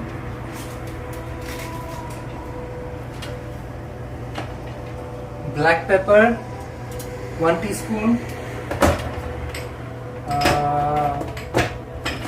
Monosodium glutamate, MSG, roughly a tablespoon.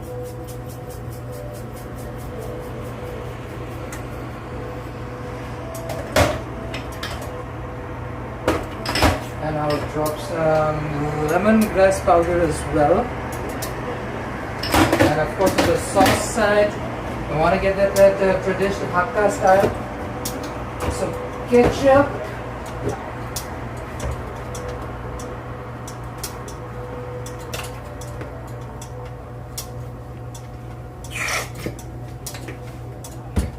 And sriracha.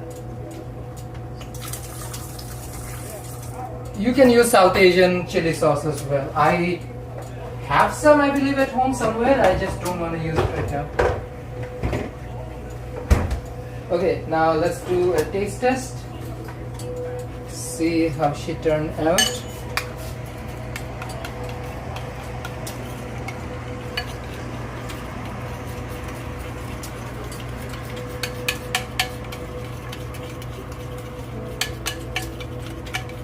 Ooh, smells nice. Let's do a taste test.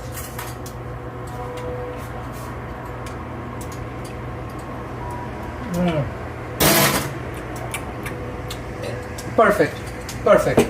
Exactly what I wanted. Nice, deep umami flavor. Perfection. Diva, this pan has been, wok has been heating up for a hot second. Let's see if you guys are getting a decent view or not. Time for the stir fry. Let's drop some canola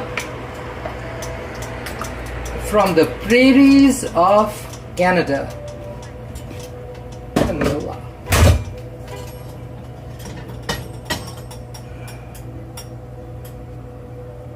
So doing this with your oil on a hot wok increases your oil temperature significantly.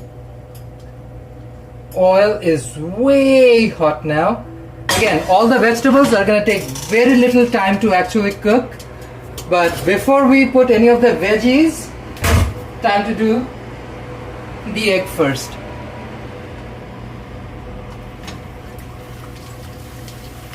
See how fluffy this egg is getting as it touches the hot oil? Oh, it's not hot enough. The wok is not hot enough.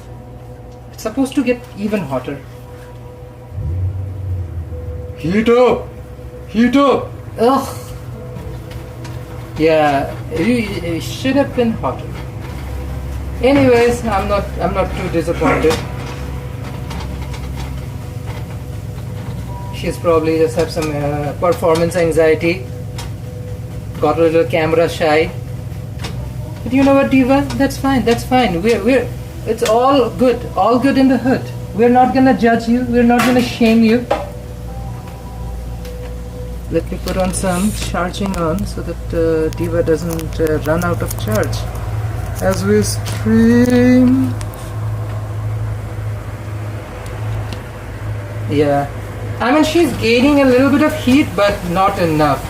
Like you can feel the egg has fluffed up, but the whole chemical reaction when egg falls in a hot wok, yeah, that didn't happen.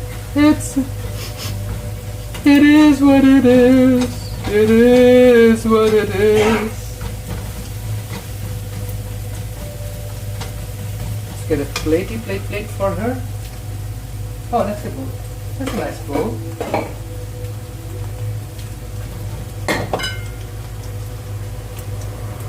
Aw, take care, Diva.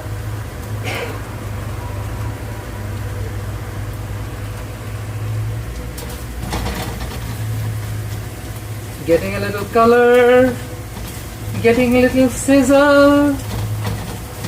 Okay, she's not too bad. Now, could she have been better? Absolutely, but not too bad.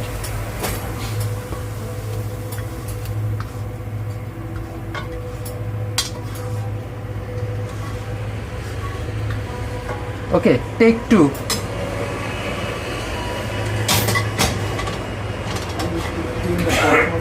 Because I have some oil on it. We do not want to trigger smoky alarms. Okay, new batch in. More hot oil is what we need. Okay, let's give her a second. Let's give her a redemption arc. Try to squeeze out some of this oil back from the last batch of eggs.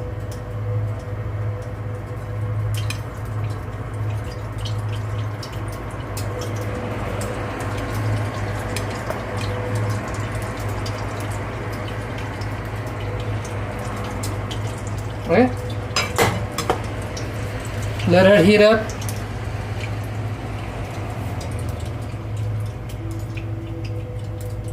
Have you watched Wonder with Man with Jerome yet?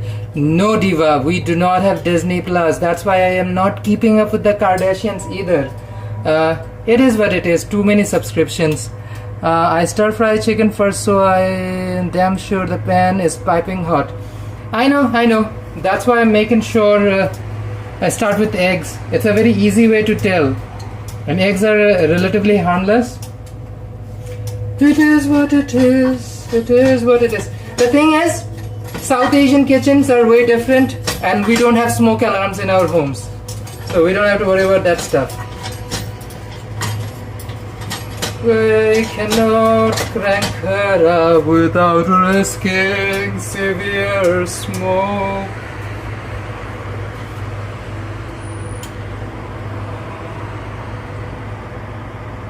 Aw, thank you, Justin.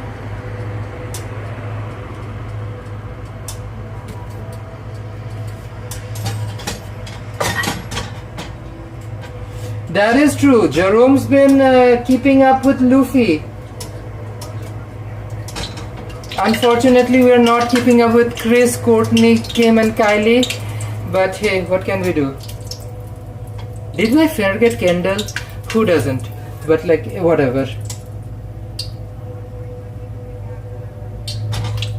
Heat up, heat up, heat up, you oil. I need to cook. Ah! I love it. Those are rookie numbers. Of course, we're only in like season 11. There's 32 seasons. See, Canada is a country where we care about people's hopes and feelings, and you know, those sensitivities sometimes can be reflected in our technology. That's why our alarms are extra sensitive, Christine. Sensitive alarms. Can you cook Bannock? No, I do different fry bread. I do my people's traditional fry bread that Bengalis have been making for thousands of years, I guess. Our version is called Luchi, the cousin of Pakistani Indian Puri. So we do our stuff. I know that, but you know what? One day I definitely want to do Bannock. Look at this! Oh my gosh! See, hot oil, the reaction was instant.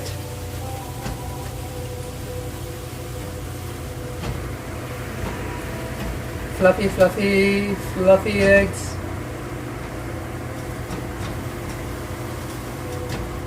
I'm also trying not to drown it too much.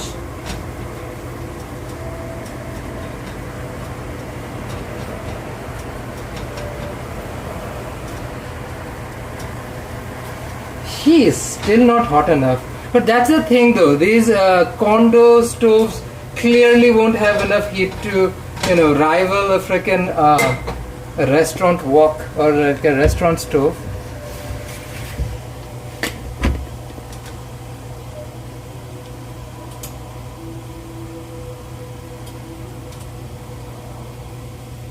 Oh wow, Tanma has watched a lot of One Piece for sure.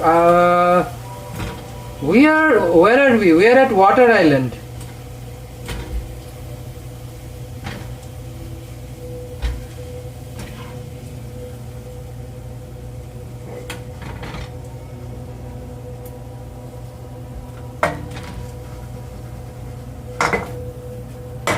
Okay, let's finish this mother.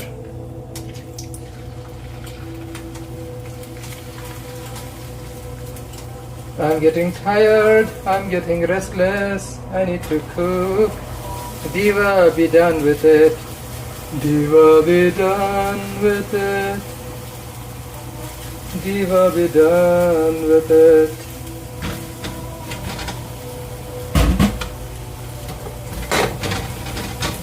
Okay, the eggs are almost done.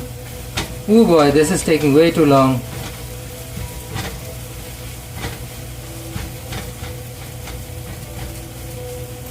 Diva, we cannot get an industrial cooktop in a freaking rental unit apartment. I just don't believe by our Canadian standards and laws they will allow us to do one. I agree. Even a regular heated stove would have been amazing. See, we used to have a fire-breathing gas stove. I call it fire-breathing because we don't get fire stoves in Canada as much. But in Leslieville, neighborhood of Toronto, we had a fire stove. Oh boy, did she hit the alarm every freaking time my wok hit the fire? That's absolutely. So, should not have been in that occurred. But oh boy, she had the heat. Oh yeah, she cooked well, but she set that thing up every single time. I still can't believe it's taking too long. Even our last apartment I feel like has a little bit more heat to this one. Why, Diva? Also might be because the window is nearby.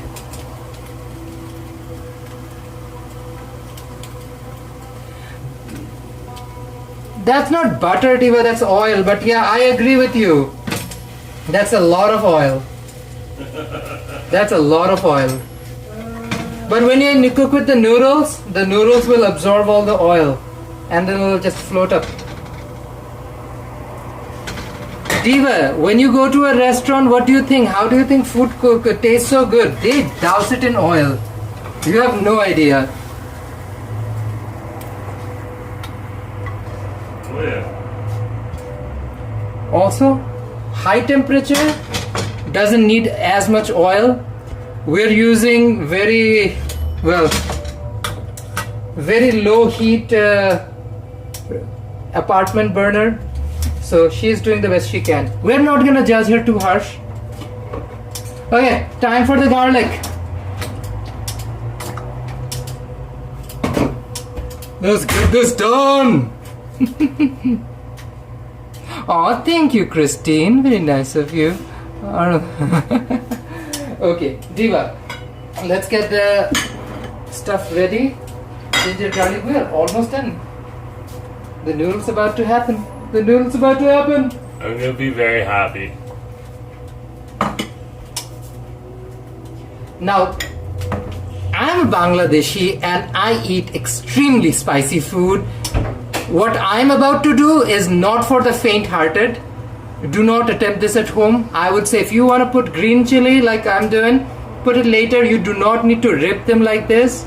This is going to be extremely spicy. So again, this is not for the faint-hearted, Diva. First thing hits the oil is my green chili. Oh, with seeds and everything. See, I have distanced myself because I don't want to be hit by any of the splinters.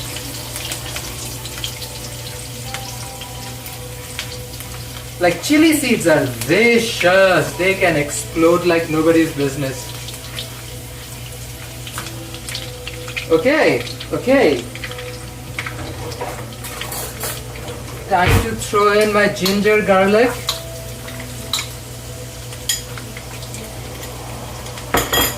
Oh yeah, immediately the flavor changes as the ginger and garlic hits the oil.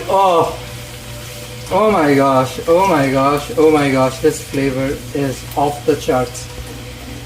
It smells so good,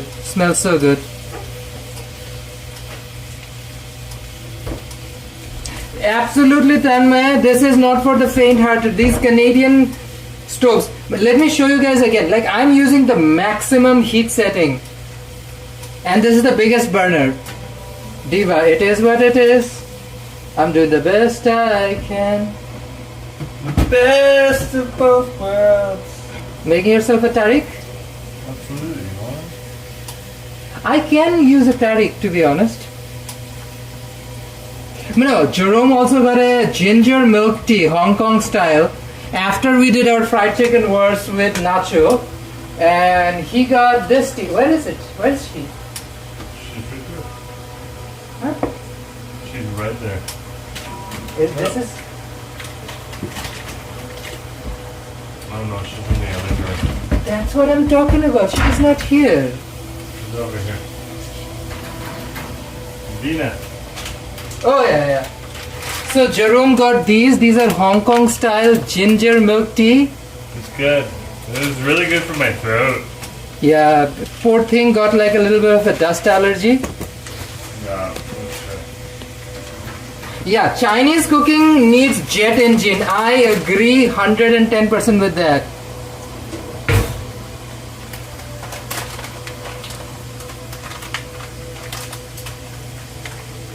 Justin, I agree. I have got a small burner, but it doesn't heat up as much. Okay, decently brown. Throw in the red onion. Decently brown.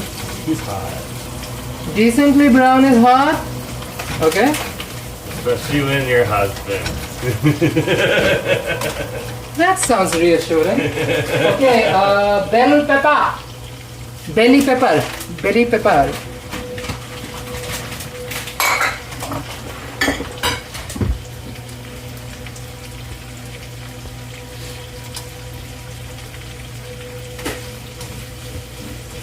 That is true. In Bangladeshi cooking, we use korai, which is like the Bangladeshi wok. A korai would look like this with two handles on each side. And we need a high flame because the heat cooks, not the oil. What we are subsidizing with oil is what you can achieve with like just regular heat. So look at her, Diva. She is almost done. doing her best. She's doing her absolute best. That's, you know what? That's the maximum we can ask from her.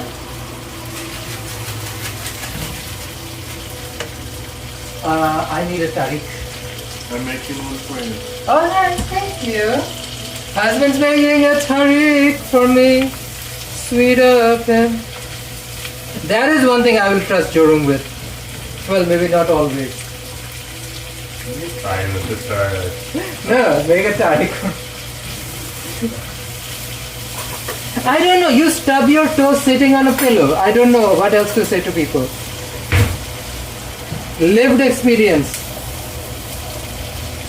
Lived experience. Smile away, boy. Smile away.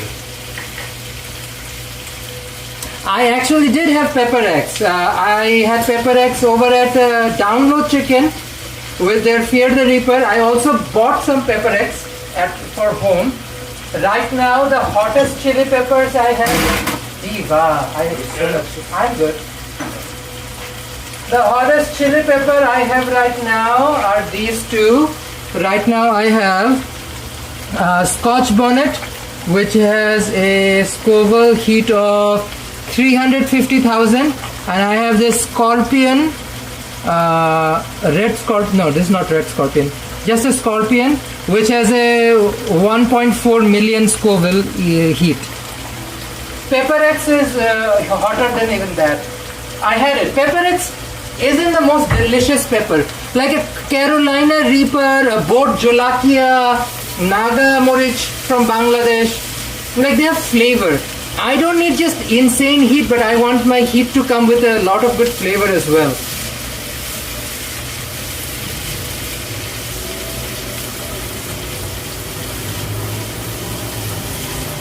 Okay, I feel like they have been sauteed enough.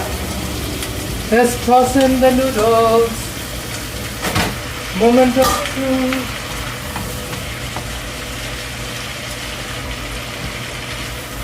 I need a 10 times bigger wok.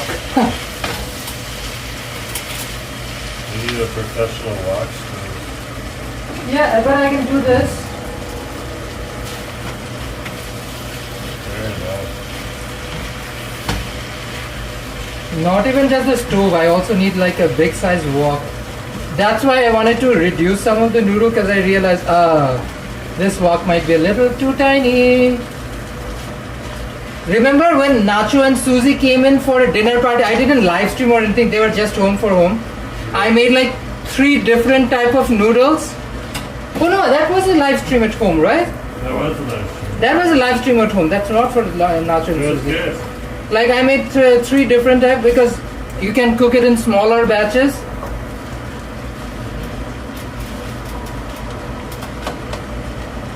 Jerome, I'm going to be done with the noodle in under 5 minutes. Okay. He's getting a little hungry. Understandable. Oh my gosh, there's so much chatter. I apologize, I have not been keeping up with the chat, Steva. I was also keeping an eye on the food. And I would love to have one of those giant woks.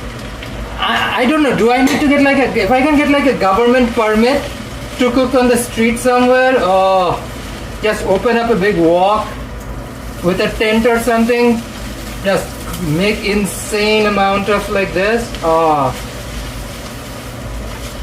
Fried chicken and noodles, I feel like is an amazing thing combo. Like some delicious chicken, delicious noodles. Anyways, chunky this sauce. Which came first, the chicken or the egg? Chicken wings.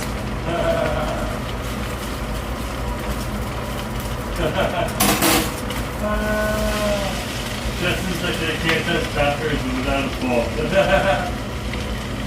Diva. To each their own, Listen, you know what is the saddest thing I feel like when it comes to chilies and spices and colonization and white people? You literally fucking invaded our countries, destroyed our thousands of years old culture, our civilization, our literature, everything was destroyed. And yet white people don't freaking put chilies and peppers on their actual food. It is sad. You freaking colonized us, destroyed our homes and countries, yet you can't fucking season your food. That is sad, Diva. That is sad. Like, colonize the world, couldn't freaking colonize their kitchen cabinets. That's kind of embarrassing. I agree.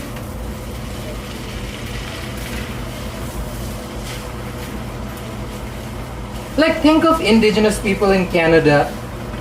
They have, unfortunately, a very rough life because they were, well, whatever happened to them. But their food, think of like resi tacos or res dogs. Oh, I love or like a good resi taco. Like a bannock filled with mulberry or some sort of berry jam or something. Like, just give me like fried bannock and berry jam, like fresh wild berries. I love that. We actually have a few companies, good people running some bannock trucks. We found one of them in New West Pride. Like a good bannock with some fresh berry jam. Oh, that tastes like heaven. What is that, Bannock City Boys? I think that's Bannock City Boys. I don't think they have the word city, but bannock something. It might be Bannock Boys. I might be getting it wrong. There might not be any boys regarding the name at all. There's Bannock though. It's beautiful. You can get it at the downtown market. My heart is broken. This thing should have smelled completely different. The heat level is atrocious right now on this thing. Anyways, Diva, the heat might not be here, but it smells okay. It'll be cooked. It'll be cooked.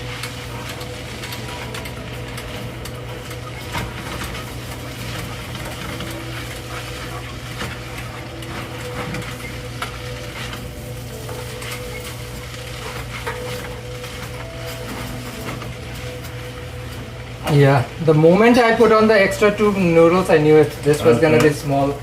Oh, thank you. Just put it out. Thank you.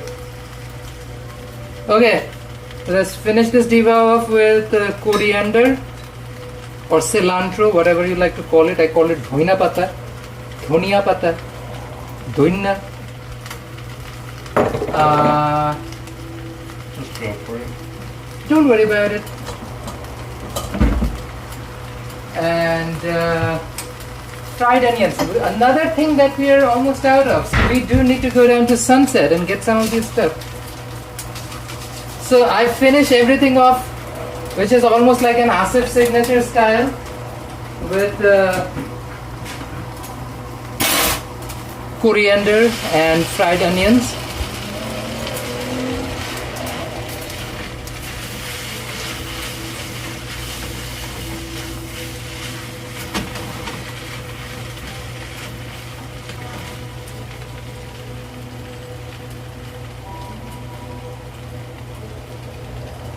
There's a lot of chat going on, Divas. I apologize, I'm barely keeping up with the chats because this is a very crucial time of the stage, of the cooking process.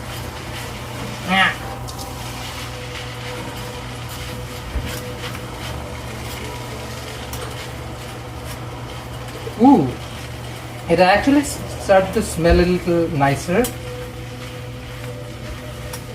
Okay, I guess we're getting it done. Getting it done. She's taking her time. The veggies are crunchy, the noodle looks cooked, and yeah, she is good. Let me get you a bowl, then you can enjoy it and also give people an idea of what it tastes like. Everyone's saying your noodles look good. Oh, thank you guys. Very kind of you. Justin says, I can imagine Asif on the next chef show watching allowing the judges. Diva, I don't know if I can cook that fast. You see how much time I take cooking food? He's a slow cooker. I don't think he'd be good for mainstream television. Yeah, I agree on that. They like to do things very fast there. That's not necessarily always. I also have been on the other side of the camera and seen what it looks like working on something like this. So I know. Husband, come. Christine's like feature room first. That's what I'm doing, Christine. Literally what I'm doing, girly. Okay, come here. Let me fix the camera before you attempt at it. Wait. Is this like pre-noodles? He's like giving me noodles before you get the chicken? Yeah, the chicken won't take too long. Just try it. I should try some myself. It's good. Let's see what I can improve on this thing next time. It's a fairly simple recipe. It's nothing too complicated. Very, very subtle. I can feel the heat gonna build up as I eat it. You haven't probably gotten any chili yet. Let's try this noodle. I'm definitely gonna eat this right now.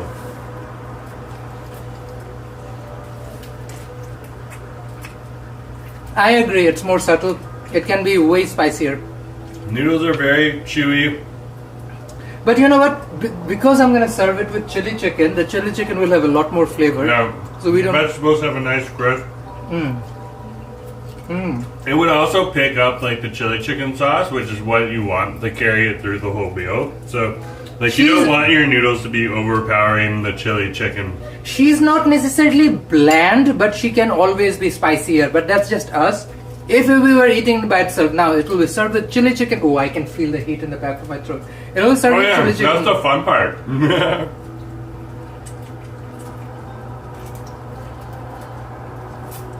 Oh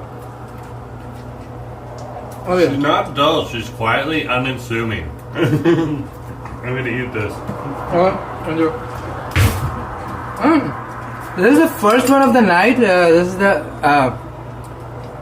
Hakka noodle chow mein.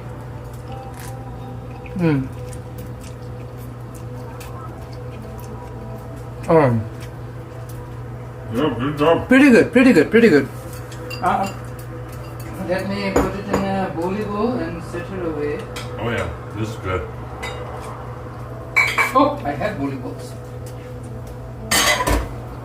See, when you cook, you have like literally things pile up in the back. Like the vegetables are saturated, but they're still a little crispy. That's good. You want crispy vegetables. If we had like decent bit of heat, this would have turned out even nicer. But again, whatever the situation is, we still have a very, very delicious batch of noodles. And they're gonna soak up nice with the chili chicken, really soak up all the gravy and work with the chili chicken. Noodle is nice. Like I can continue to eat it, partly because I'm hungry. Is there a fried egg in there? Yeah, it has eggs. It is an egg noodle. It's really good.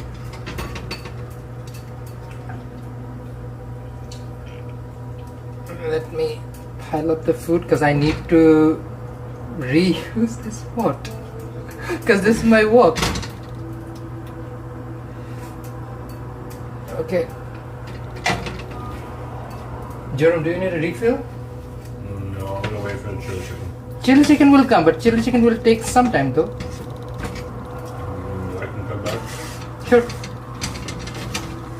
I'm come back. No, I have this noodle kicking around I need to get rid of. I can put it on my plate as well.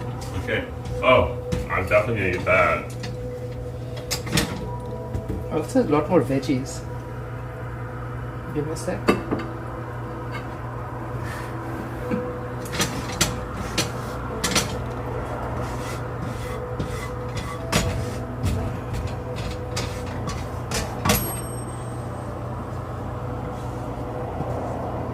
Okay, that's that. Okay, I'm gonna do a quick cleanup and start working on the chili chicken, which shouldn't take too long. I just need to wash my wok and get her ready for frying chicken. Frying chicken.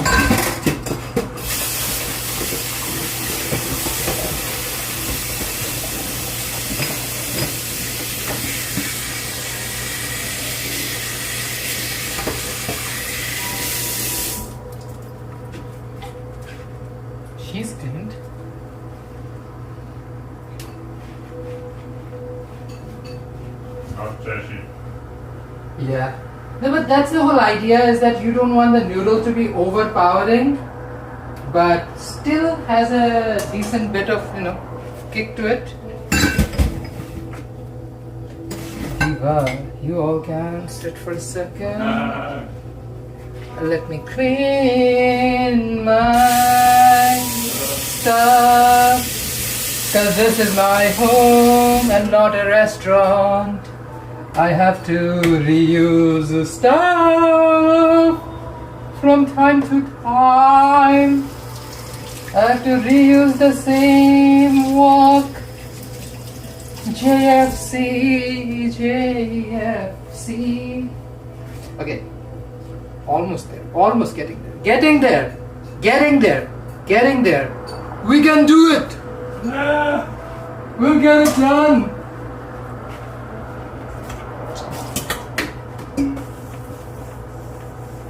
Because now is the most exciting time of the night, making fried chicken. Oh, you can feel the glee and joy in my face as I talk about fried chicken. Oh, chili chicken, which is also South Asia's version of fried chicken. Oh. Nick, Justin.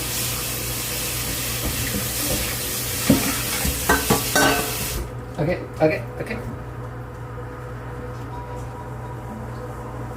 We are almost there. Get in there. Jerome devoured it, eh? Nice, good on you. That's what I wanted you to do.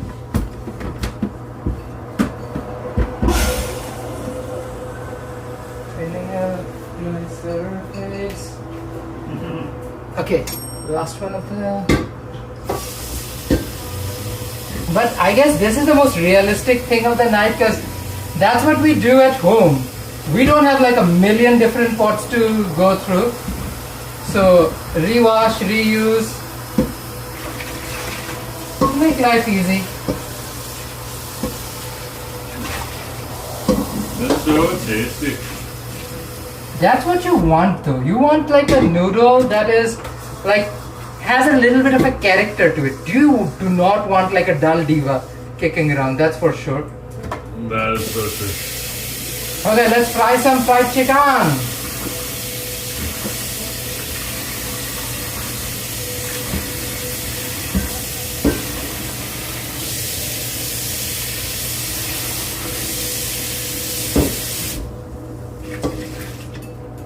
Okay.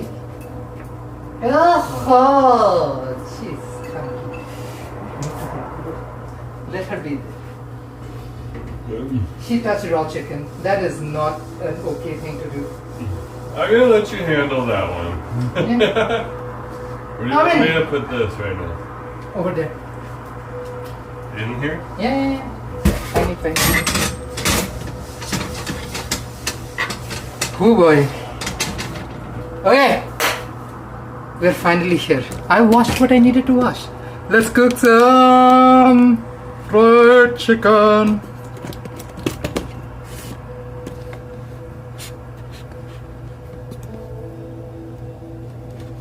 Okay. I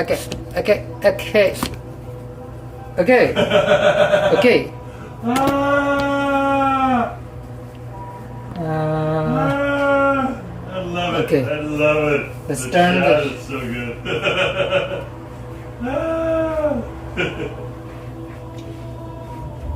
Let's get some oil. Do I not have an open window? Oh no, I believe I have an open window. It's chicken time. Yeah, it is chicken time. Chicken time. Whimsical wonder of Lace's Sam. It's chicken time. It's chicken time. I should take this noodle away. Keep her in the oven so that she stays hot. Is this gonna be like fried chicken day or chili chicken or? You will see it in a hot second. I will be doing all of it in front of the cameras. Shut up. Okay, Diva. First thing first, our chicken is already marinated, so we are done with that part. Now we need to do is do a dry bowl where is she dry? Okay, we're gonna make a flour mixture over here, Diva. So we will use several different divas in this course. So this is my tapioca flour. We just did a Cloud9 delicacy on our fried chicken wars. Oh my gosh, Taiwanese style tapioca flour is the bomb. Yeah, Chanmei, you don't have to worry about our health. We have a doctor. The doctor worries about our health for us. Okay, rice flour. Ricey rice flour. I have to get more ricey rice flour, I guess. And equal portion of AP flour, all-purpose flour. Okay. I'm also gonna add to get a decent crunch, Diva. This is the secret baking powder. I'm adding roughly, let's say, in this mix, 2 teaspoons worth of baking powder. Yeah, that's enough. This will make the chicken crunchy. Let's mix. Mix all the flours. Again, guys, I apologize. I'm not keeping out the chats. I am in the middle of the cooking process. They're having fun. Okay. There's definitely shade through it. For good reason. You can catch up on it later. Sure, Diva. Let's. Where is the lid of this liddy? Here is a lid. Okay. So a little bit of shake and bake was gonna happen, Diva, and I need. See, we're changing gears now. I'm figuring out what I need for the thing. Okay. So we have 3 different flours: tapioca, rice, and all-purpose flour, and we added cornstarch to it. Before I drop in the now I'm gonna just drop in the chicken pieces. Do not need to overcrowd it. Do like, let's say, somewhere between 8 or 10 pieces at a time. You seriously don't want to overcrowd it, trust me.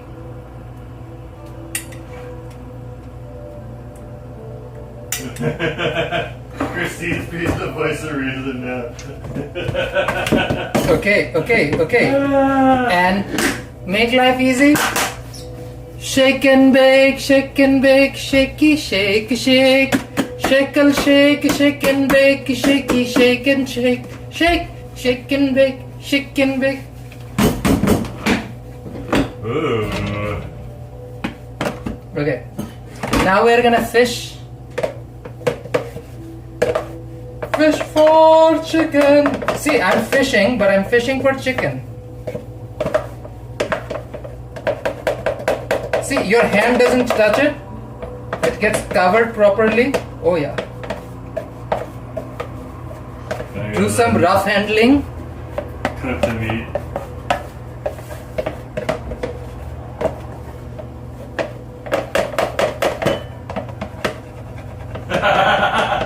Absolutely, Tanray. It's definitely a musical. Okay. Oh, Lynn, you're awesome. Life should be a The musical. main event, chicken time. Absolutely. Life is so boring, Diva. You need to make it interesting, Diva. If you can sing a few songs, makes your heart a little bit happier, do it. I recommend it. Life is too short not to have a good time. Okay. Let's do another round of shaky and bakey before we dunk them in hot oil. Then I will prepare a draining stage.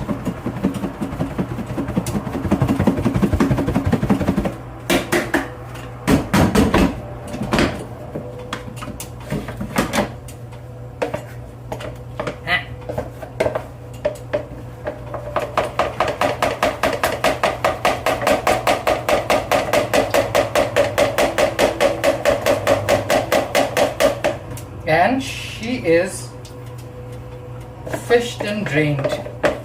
You do not want excess flour kicking around on your chicken, Diva. That's what we're trying to do, is fish out the chicken and also toss out the excess flour. What's in the dry coating? Dry coating is tapioca flour, rice flour, all-purpose flour, and corn starch. Sorry, not corn starch, baking powder. Tapioca. So you picked that up from Hong Kong and Taiwanese chicken? Yeah. Oh, See, this is what it is. It is not gonna be just a Hakka style chicken. Okay, but before I do any of this, I need a blanching station, and here she is. Okay, this is where I can put the chicken once it's fried. It's just a little racky rack, so make sure the steam goes away and the chicken stays crispy. So we are gonna cook it at a lower temperature first.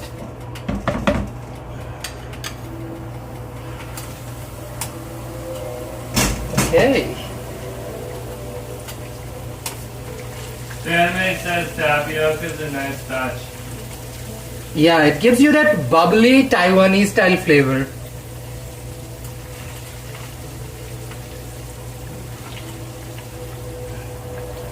Makes it a little crunchier too. Yeah, absolutely. See, she's frying for now.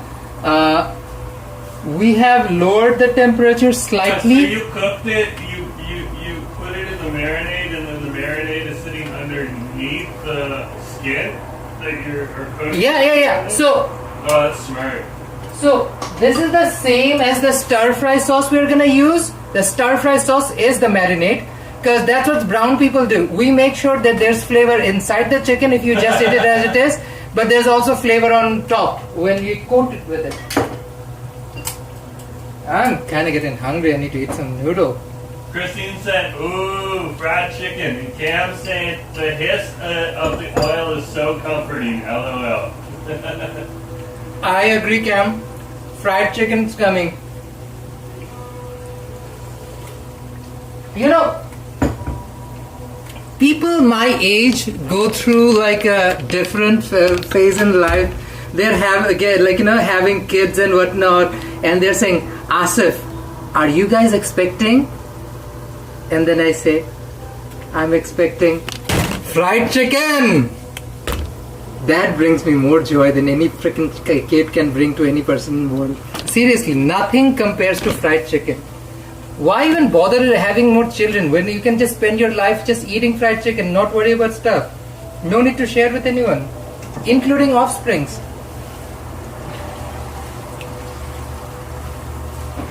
Okay, she is bubbling up. You can notice some of the bubbles. Oh yeah. Okay, while this batch has been done, let's continue to make more battered chicken. Justin says you're in your fried chicken era. Diva, I've been in my fried chicken era for a while. Yeah, chicken makes me happy according to Taname. Oh yeah, chicken is delish. See, chicken is like a blank canvas.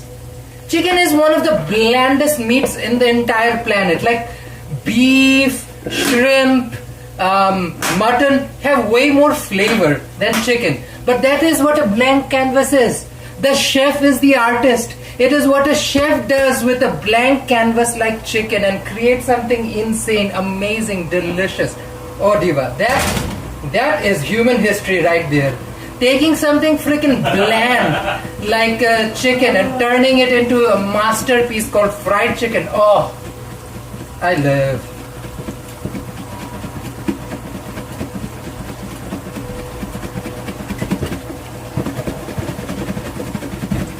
Chicken bake, chicken bake. Oh, Jerome! I freaking totally forgot. You got me a Korean style shake and bake. Totally forgot. He got me more because he was like, babe, I want you to cook more chicken at home. So I was like, okay, I have no problem making more fried chicken. I love fried chicken. So he got me a Korean style breading from, what is the grocery store on Empire Center? That is the one across the street from the food court. Sorry, not the street, across the plaza from the food court.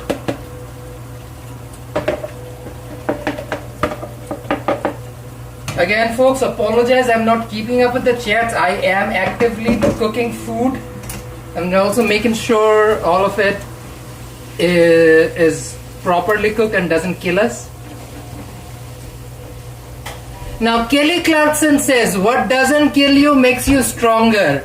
But for Kelly's words to come true, you need to live. You need to actually survive so you are stronger. If you freaking die, what's the point? So, as Kelly Clarkson says, we're making sure this doesn't kill us, makes us stronger. Stronger, stronger. New Empire Supermarket. Yes, New Empire Supermarket. Oh my gosh. That's where Jerome got his milk coffee as well, right? Oh yeah, I'll go back there. I love that. You know where I want to go back is that Taiwanese Costco. Good night, Lynn. Have a good night. Night, Lynn. Take care. Remember the Taiwanese Costco on road number 3? Oh, that's where I want to go. What, the Taiwanese place? Yeah, the Taiwanese grocery store right next to the 24-hour food court. Taiwan Select. Apparently there's in Taiwan, that's like one of the main grocery stores. I mean, Taiwanese people clearly know what they're doing. They're doing something The amazing. nacho culture, the Taiwanese. Nacho calls that grocery store Taiwanese Costco. They do have like big bulk stuff, just like Costco. Yeah, I'm gonna go in there sometime and get those crunchy crabs. They have like little crabs that are fried that you can just eat, shell and all. It's great. Oh yeah.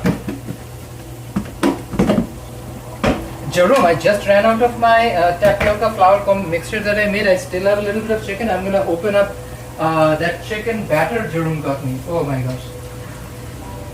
So this is the one I'm talking about. Jerome got it.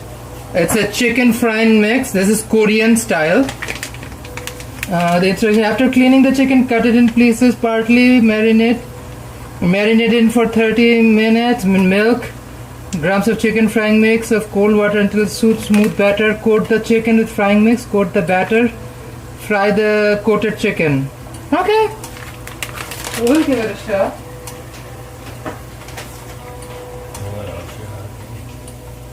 I'm not using Filipino seri right now, Diva. No panic from Filipino spaghetti sometimes. Yeah, sure. Get me the Filipino sausage from Sunrise neighborhood. Oh, you need me to go there and get Filipino pasta? So you go to Bangladeshi and try tonight. Yeah. Proud Pinoy. Oh my gosh, we love Proud Pinoy. If they don't have it, they'll be able to tell me where to find it.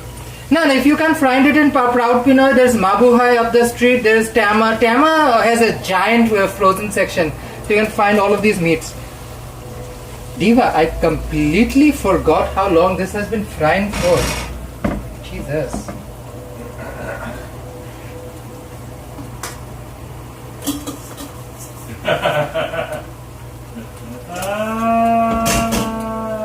So this is a retrieve the chicken. Damn singing to Kelly Clarkson. Love it. Did you bring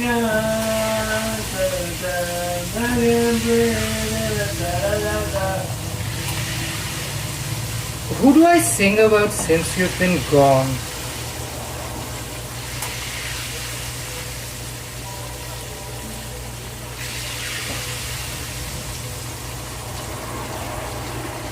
Check the recording, someone keep it down, fair enough. Diva, I'm pretty sure. Okay. First batch set. She's gonna cool down for a minute or two. Let's throw in this new batchy batch. You know what? Let's throw this batch first.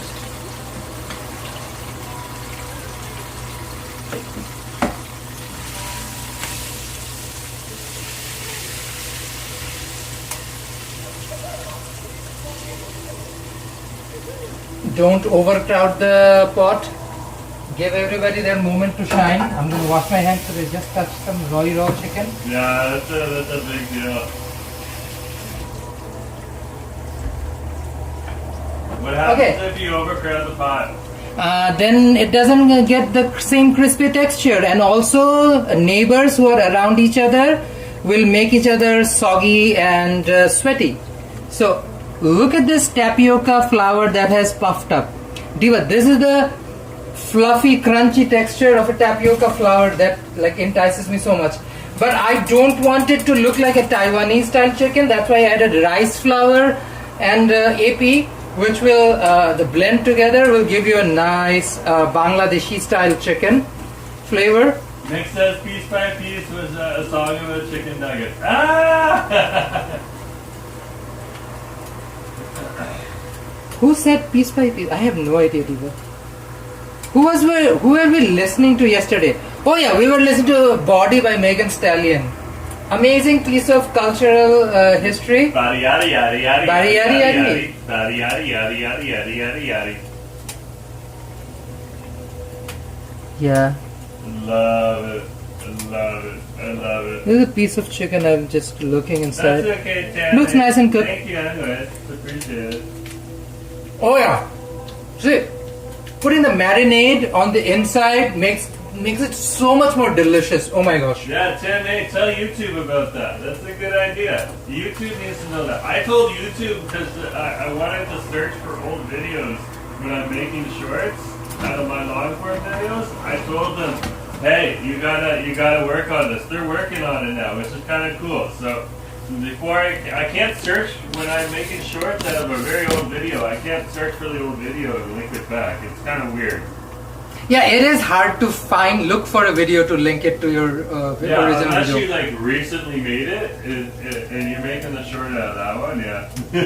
Kelly Clarkson song, piece by piece. Oh.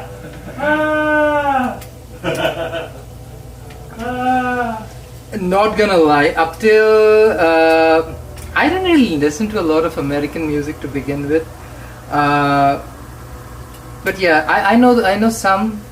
I know enough.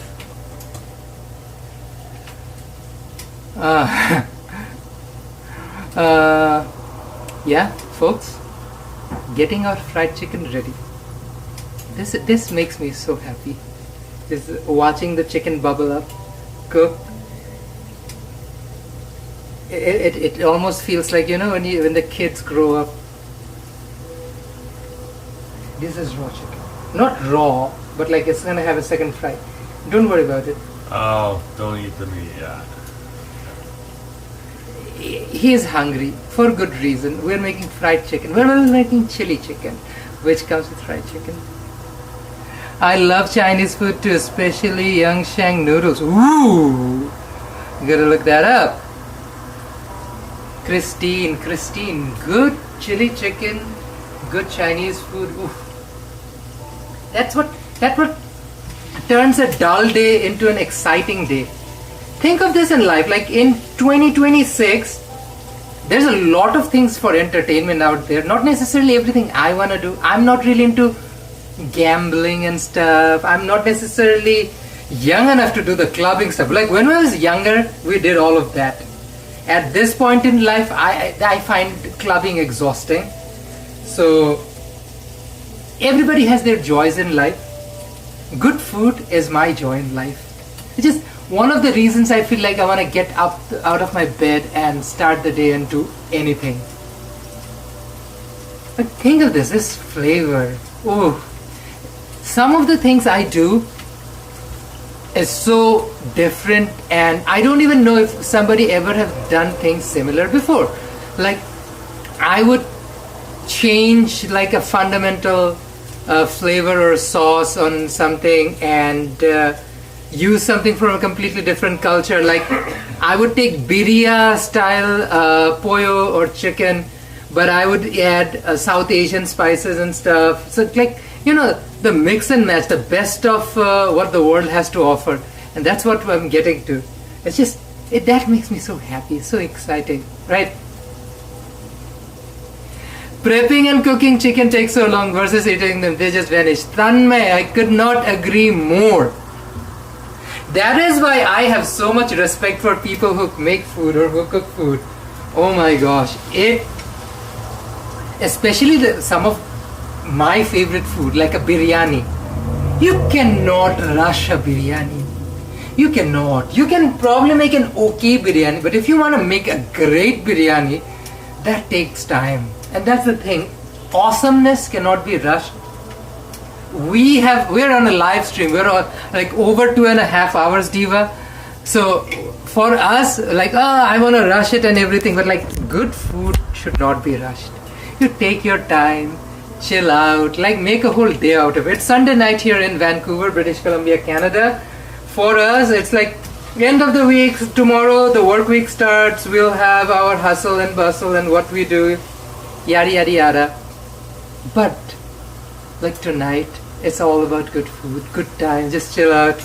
Like last week we were out because we were literally in the middle of our move, and the week before that I hosted the last dinner party in our old apartment with Nacho and Susie, our friends. They came over. But yeah, that's what you do. It's like whatever makes things easy, makes things work. Just enjoy life. That's it. Life's too short. Like with everything that's going on around, like you can either go completely shell-shocked and be like, huh? What's going on? What's going on in the world? Or you can just be like, what can I do about it? Let's eat some freaking fried chicken, people. Justin, we love some good dim sum too. Yeah, if anybody has good affordable, which is a word that doesn't really work with British Columbia, but affordable dim sum recommendations, please send it our way. Because like we were in Calgary. In Calgary, compared to Vancouver, obviously cheaper, nicer, great quality dim sum. Oh my gosh, oh my gosh. Nacho was talking about probably heading back to Dynasty. That's the only dim sum we really did in Vancouver. Chef Tony's, another of Nacho's recommendation. They do a bit of a good dim sum as well, according to Nacho.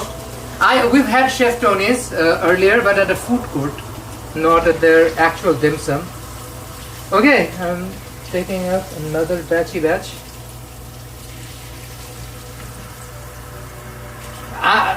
I think Tanmay's words are like in my head right now. It really does feel like forever to cook all of this food versus how long it's gonna take to eat all of it. It's not gonna last. Trust me when I say this, it's not gonna last. Okay, another batchy.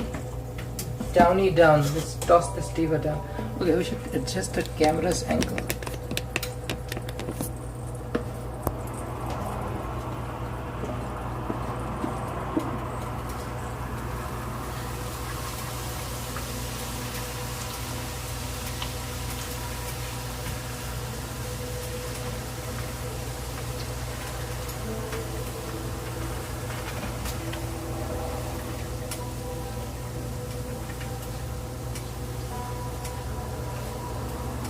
Okay, while this batch it's up, let's use up some of this Korean seasoning Jerome added, product of Korea, frying mix.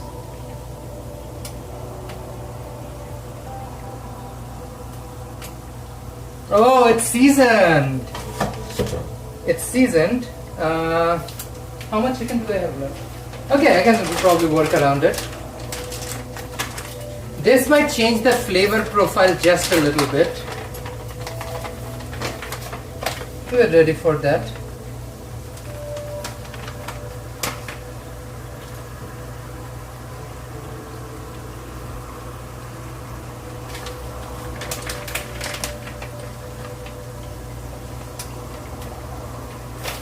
Oh, I have to make a batter with this one. Okay.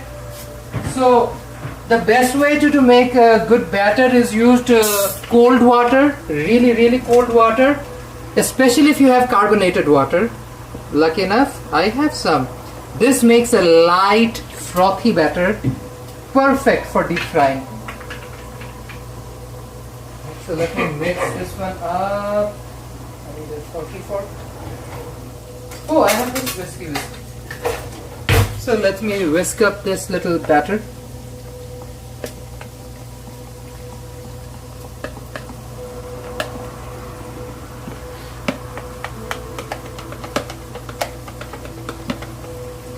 mixer so there's no lump left. Oh, she looks nice and frothy.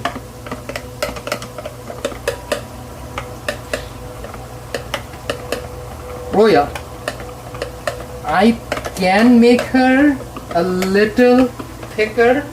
I actually want to make her a little thicker. She feels a little too light for my liking, especially for the kind of recipe we are cooking right now.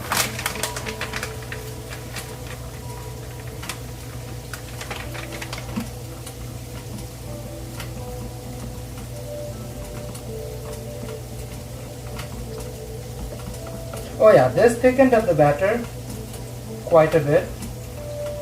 Maybe a little too much. But that's the balance you need to strike. How thick or thin you want your batter to be. Jerome made me some tariq, I didn't even drink it. Oh yeah, that's what you want.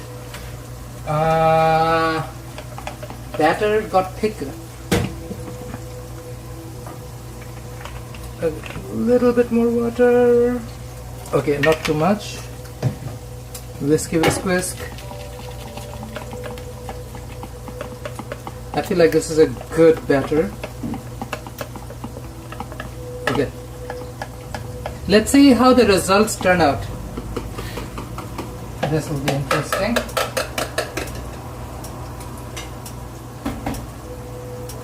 Okay, what about this batch? This batch is getting there, taking her time. Diva.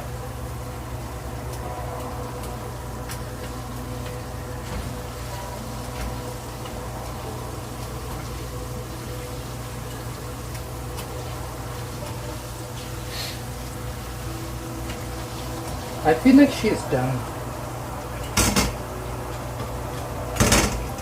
We're gonna do it this way. Drop all of it.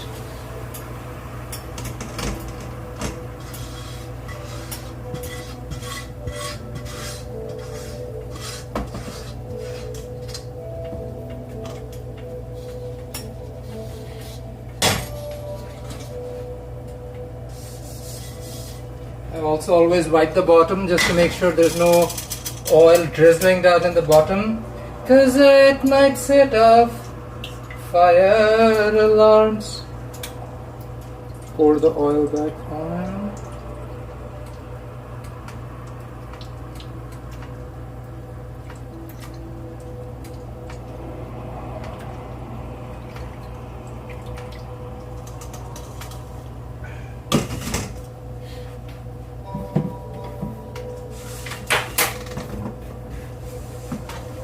Okay, almost down to the last bit.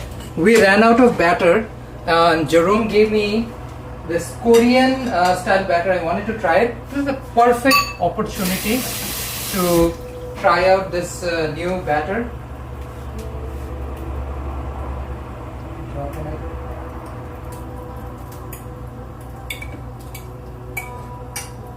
Okay.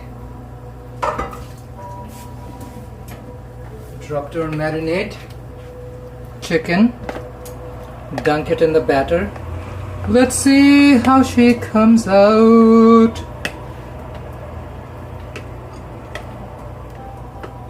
I've never made Korean style, so fingers crossy crossed. Here goes. Nothing. Oh, this needs to be 10 times hotter.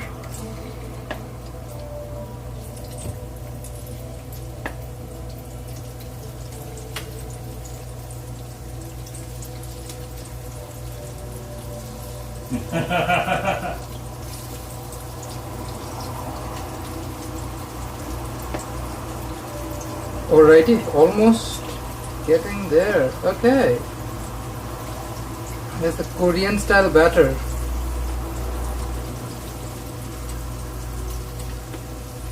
Gavin came in. Hey Gavin. Hey Gavin, welcome.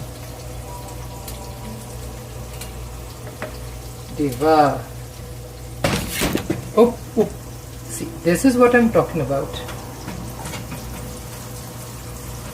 Ooh, she is fluttering up.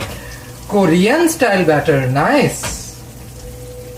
Okay, let me wash my hands because I need to wash my hands before I do anything.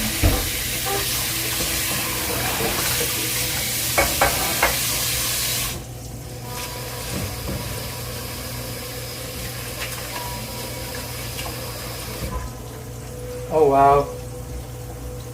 Look at that. This is the Korean style wet batter I just used.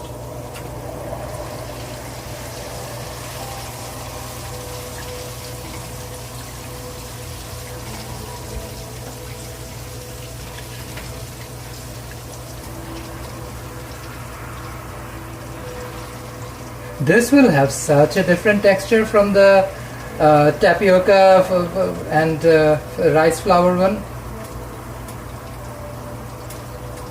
I am intrigued.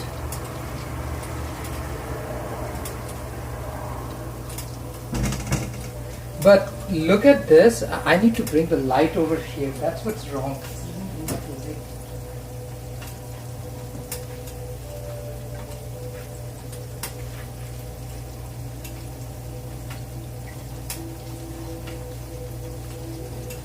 Let me show you guys the tapioca style chicken. Look at her. Like, she's fluffy, fluttery. I live. And the Korean style. I don't fry a lot every day, Diva. I usually only do it once every other week. I prefer to do mostly like baked stuff or air fry, which doesn't take the same amount of oil. Like my air fryer is what I use for like baked chicken and whatnot.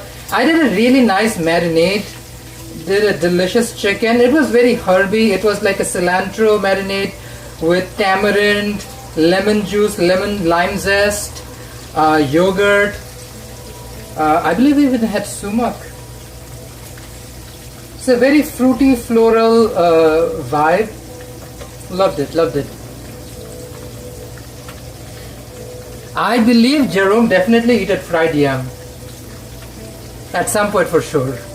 What? So Tanmay is asking, have you ever eaten fried yam? Yeah. I was like, oh, absolutely. See if it's in fried chicken. Hey, you gonna, is the food gonna be ready soon, or am I got a few more minutes to wait? We are almost there, Diva. We are in the last stretch.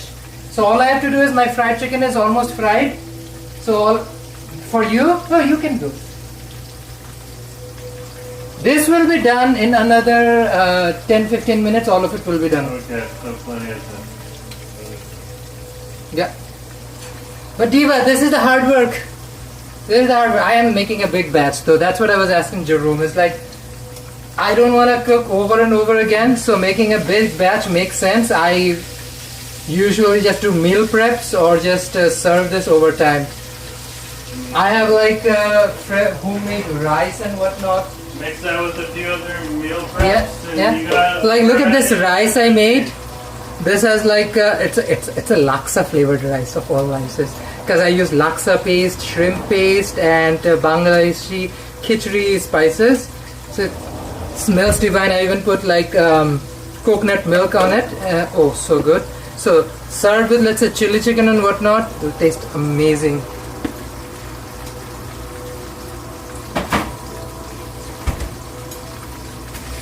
Oh, you stupid things. Fry up. How to make these things hotter? I really am struggling. Diva.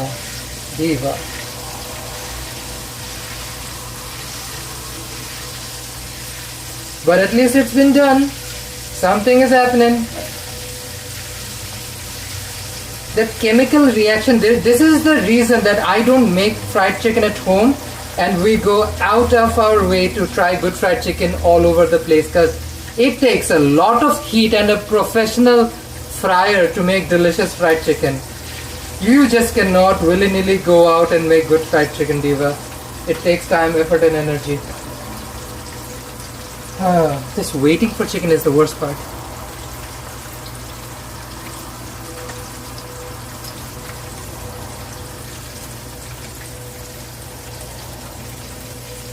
Oh wow, Tanmay, that sounds like an amazing recipe.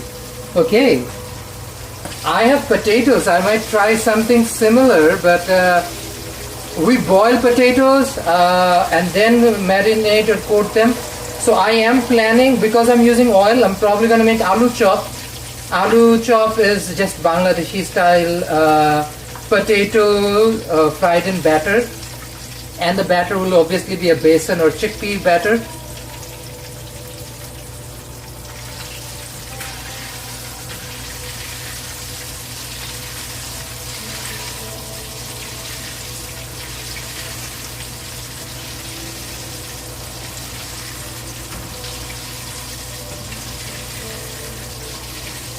Oh Diva, she took her sweet time, didn't she?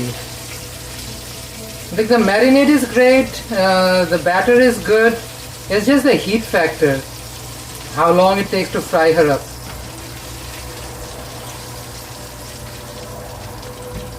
Okay, now drop the last batch, rev up the temps and just finish this Diva off. We're getting tired over here. Okay, last batch. This device is too hot. My device has been streaming for so long, now she's getting all tired up. Okay. Camera. Okay, okay. Okay. She's hot, so she will do the reaction faster.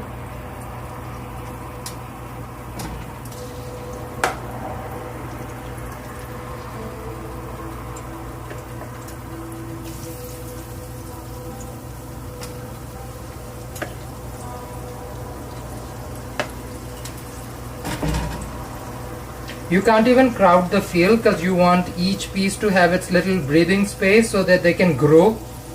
When this batter touches hot oil and the flour and the baking powder and whatnot starts reacting with hot oil, it expands. So you want to make sure there's a bit of space for it to really, you know, as they say, take up space in our society. We want these chickens to, quote unquote, take up space.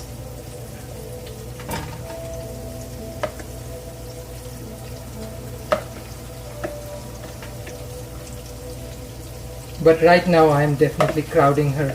I'm not waiting for another batch. I need her done.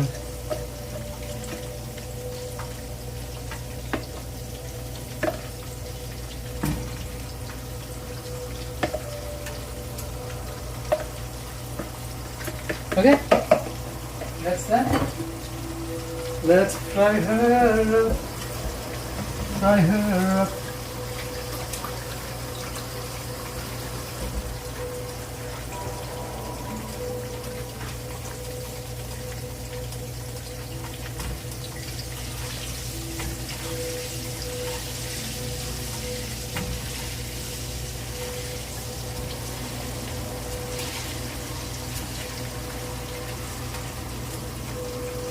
I genuinely feel like this thing can bring world peace. Good fried chicken can bring world peace. Look at this. Such an elegant dish. Made with such ease. Now, is it taking forever? That's my problem, not the chicken's problem. The chicken gave its life to be awesome and delicious.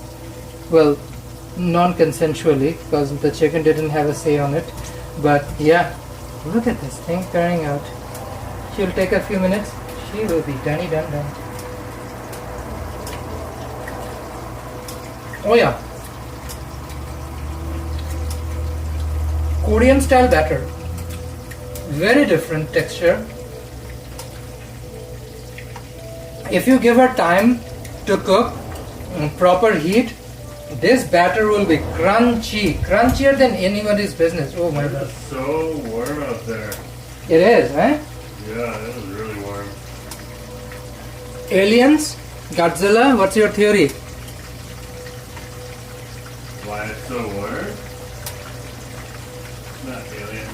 Okay, cool. Oh no, Christine. Hope you're feeling okay, Diva.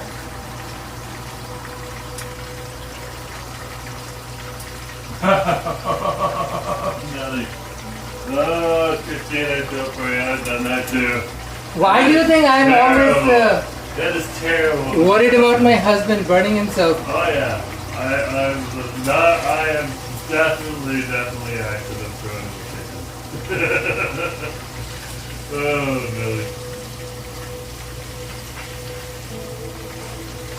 Yeah, it's 6 degrees out right now. Wow.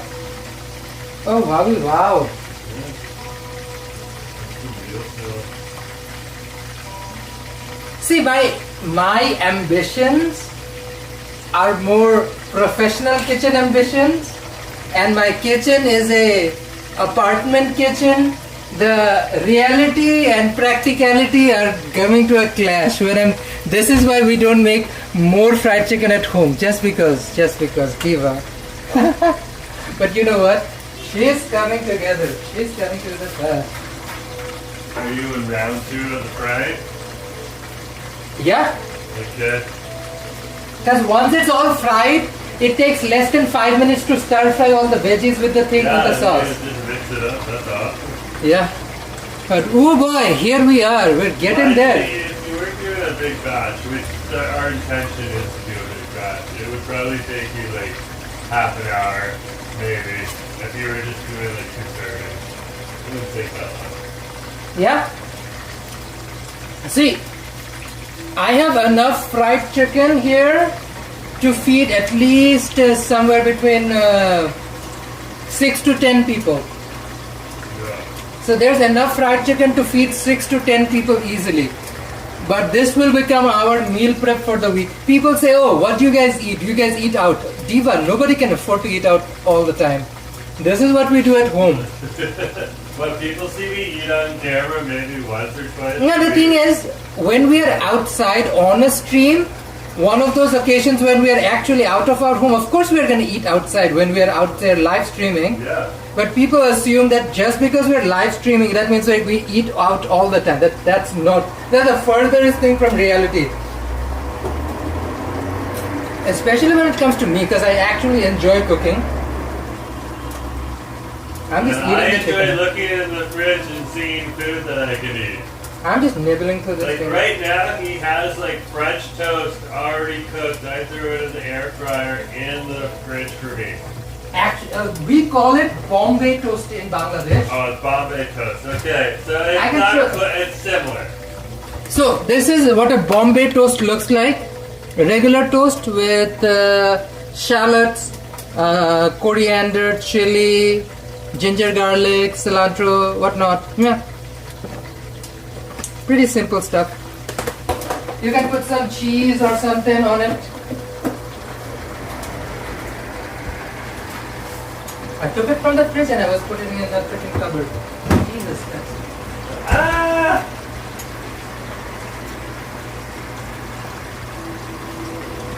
Oh, which pakoras do you like, pakoras or fritters? I love both. I make my own pakoras. Like I have mixes, but I've never used any of the mixes. I want to use this mix bad because I bought it like a minute ago, and this is gonna go bad. So I'm gonna make aloo chopped with this. But usually, I just use besan, chickpea flour with I would say turmeric, chili, ginger garlic paste, salt, black pepper, and a pinch of sugar, and with water. This is what I make for my regular what do you call it, like pakora batter. Sorry, this was all over the place. Oh my gosh, Nav, welcome. How's it going? That's there? Yeah. Cool.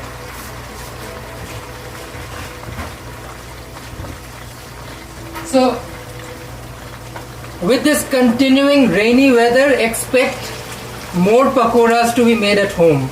Because that's what you do. If it's rainy out, you make delicious pakoras. That's what any brown person would do. Make a pakora or like a bhaja or something, like a peyaju, aloo chop. Diva, this thing cannot cook itself fast enough.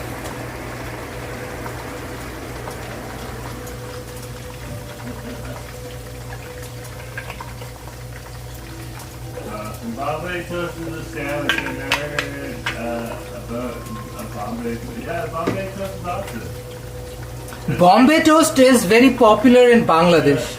So it's basically like a French toast but savory. Bombay toast is shallots, ginger garlic, chili, coriander. French toast is not savory?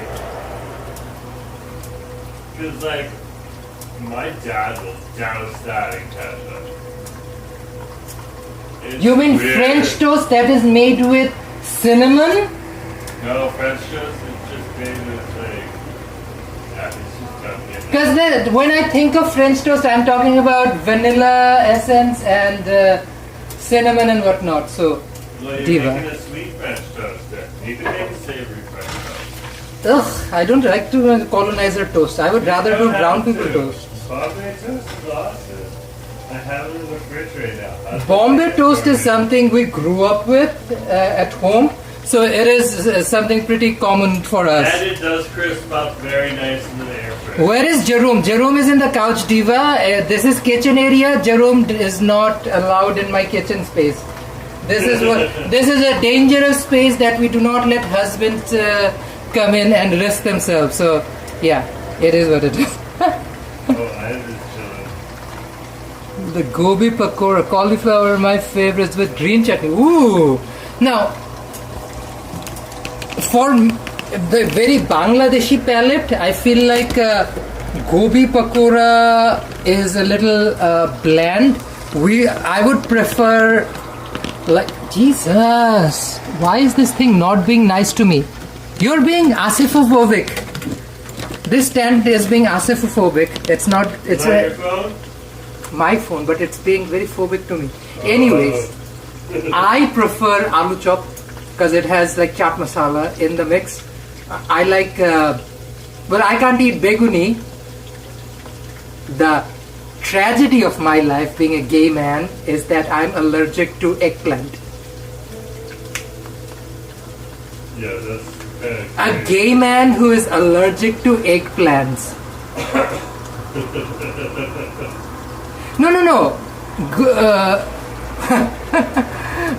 Gobi pakora isn't necessarily bland, but like cauliflower as a vegetable, I feel like is more bland. Like my mom would literally put green chili in freaking batter and fry green chili. Like Ramadan is coming in in a couple of weeks. That is literally what she would eat. Like literally batter and deep fry green chili, red chili. That's what she eats. Again, we're from Old Dhaka. Even compared to rest of Bangladesh, Old Dhaka people eat really spicy food. So I love my pakora to be a little spicy. Navgun chicken pakora is incredible. So a little known Vancouver gem where you can get amazing chicken pakora is called Bhaiya's. If you don't know where that is, Bhaiya, there are two different shops with the same name on Sunset neighborhood. One is around Fraser and 41st, one is around Fraser and 50th, both named Bhaiya. Bhaiya means brother in South Asian languages, not just one or two, a lot of South Asian languages. So they make some really good chicken pakora. Oh, especially with a tamarind and a mint chutney. Now, mint chutney is very popular in India and Pakistan. In Bangladesh, tamarind chutney is what we go for. Tamarind chutney or tetuler chutney with like a black pepper. Whoa, a little bit of gur to make that sweet. A little bit of chili paste to really bring out that heat. Oh, that's what you want, like a nice tamarind chutney. It's making me salivate thinking of tamarind chutney with a pakora on a rainy day. Now, as I say, I'm a Bengali kid. বাংলার ছেলে বঙ্গের ছেলে বঙ্গ ছাড়া তো আর কিছু চিনে না so as a bong who likes my bong I love to spend my time after a good green with some green chutney which is chili chutney and tamarind with a nice pakora on a rainy day. Nick is very well aware, Cam. Trust. Nick is making that joke. And again, we're not aware if Nick is brown or not. He could just be a brown person in disguise. We have had that, a couple of them. And you know how I figured out those were brown people pretending to be white people? Because I was talking about this old ancient saying from South Asia. Oh, Nick is brown. They just said I'm brown. Yeah. Ah! So brown people know. So I was talking about, I was singing this really old ancient hymn that people were, not catching on to what I was singing about. I was talking about this really old ancient song by this, what's her name? What is this the word we use for? Shonnashini. What is a sannyasini in English? Can anybody describe? Kono ekoda ek shonnashini geyechhilen.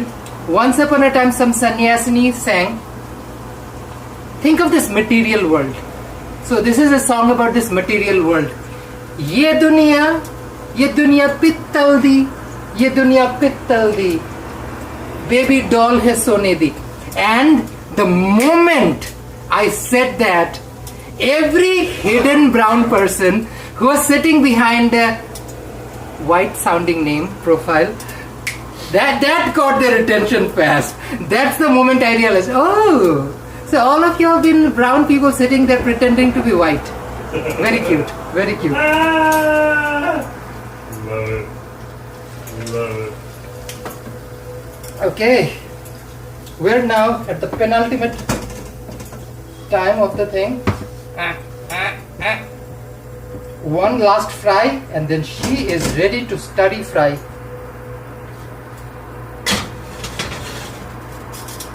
Monk. See, nun.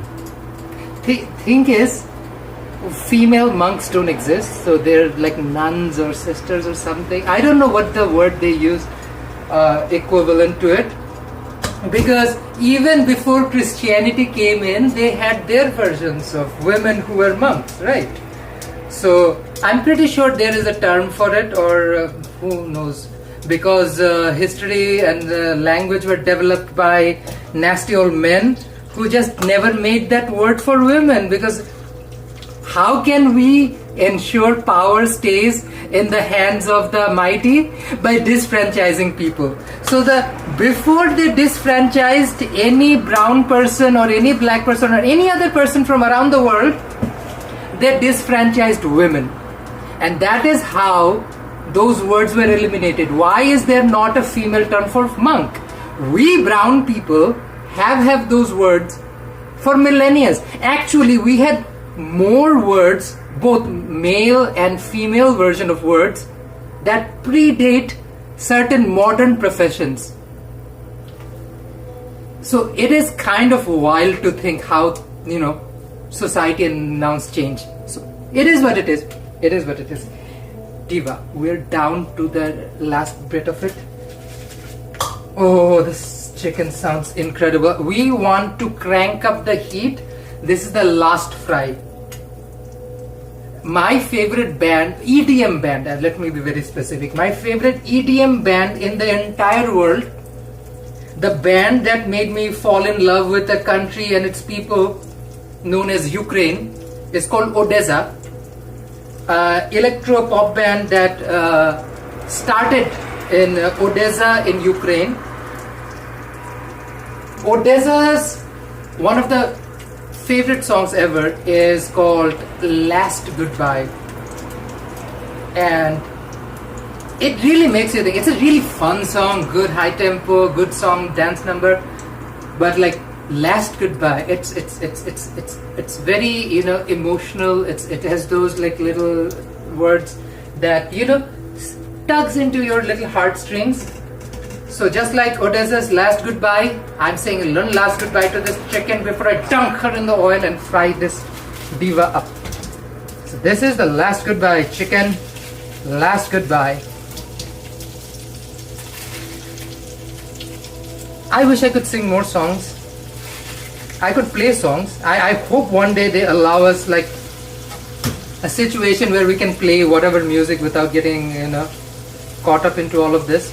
I actually don't even need to make money from those streams. I wish I can just stream some music for you guys. I have my favorite songs like Odessa, Disclosure from UK, Tame Impalas, Gorillaz.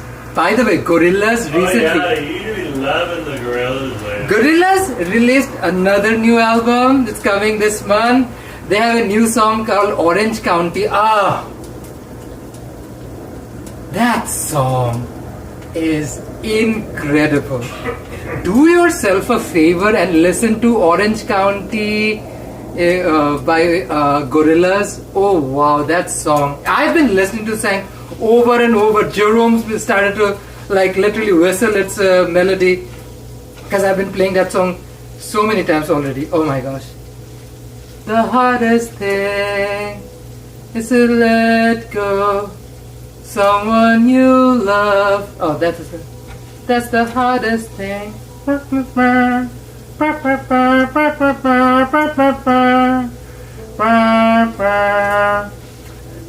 Beautiful song. Check it out. We're able to fry this using the same batch of oil. I am breaking it down into and Kiran, love them, excellent band. I am breaking it down into several batches to fry them because I'm not using that much oil. Right now I would say there's 2 cups of frying oil in this pan. So yeah, I am cooking all of it with this same amount of oil. I will use them once again, maybe in a day or two, and that's it. I never use frying oil more than twice, maybe sometimes 3 times. And you know how you process frying oil after you cook them? You just run it through filter paper. Filter paper takes out a lot of those microscopic little impurities. This is what restaurants do. When I used to work in restaurants, we would get like professional giant filter papers that we put in colanders and whatnot, and make sure the oil that we're frying with is kosher at the end of the day. Ooh. See, a good chili chicken retains some of the crunch when you fry the chicken. That is exactly what we're going for here. We want the chili chicken to have a bit of crunch, the skin to have those textures, and once the sauce hits the oil and the chicken, the integrity of the chicken skin is not lost. Ooh boy. Ooh, Cam loves Tame Impalas. I would say the song that I've found Tame Impalas with was called The Less I Know Better, which is a relatively new song. Borderland, amazing. What's a Tame Impala song that I've been listening to? Yeah, I would say The Less I Know Better is probably the most known Tame Impala song. I love them. It's so good. Odessa, Tame Impala, Gorillaz. Oh my gosh. And the thing about it, someone like Gorillaz, they're so unique. You cannot guess what the next song's gonna be like. Is it gonna be country style? Is it gonna be EDM? Is it gonna be hip hop? Almost like one piece. And I think Gorillaz, especially with their artwork, is more like one piece. Oh my gosh, look at this. The chicken is getting some color with the second fry. We have cranked her to the maximum heat. Diva, this would have taken way less of a time if the heat was on point. Like, I literally spent 2 extra hours doing the exact same thing just because the heat is not that hot.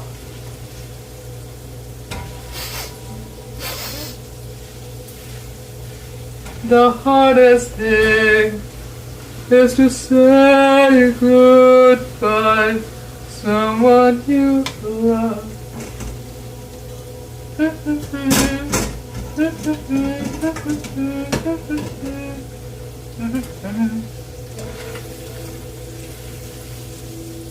Oh yeah, she is done. Okay, my chicken is done. Okay, I have to do the second batch of this. And now I can do the stir fry part of it, which is fry up the veggies, toss in the sauce, toss in the rest of the chicken after the second fry.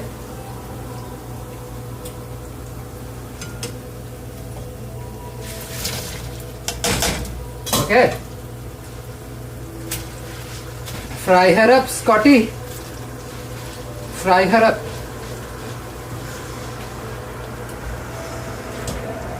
Imagine, you know how this was the term, beam me up, Scotty? If there was a term that's called fry me up, Scotty. Go to Scotty's Chicken, and what Scotty does is just fries up chicken. Fry me up, Scotty.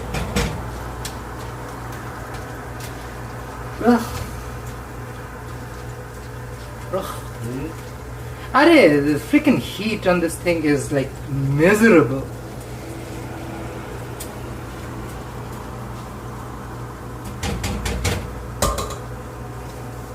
The chicken and oil has a chemistry of Charles and Diana. It's so off. Anyway, Steva, almost done. End of Summer by Tim Impala sound like a Stranger Things vibe song. That's so cool. Dracula is a good one. I recently listened to Dracula. That was a really good one. Yeah, I agree. Who was I missing? There's so many.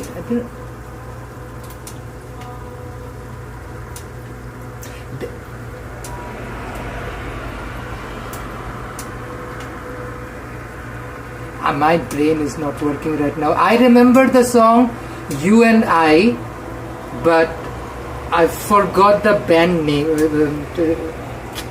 There's a lot of good EDM and electro from Europe, especially England. Like, people are so obsessed with American stuff, they don't even realize how good stuff coming out from UK. This is the chicken. This is finally done. I can eat it.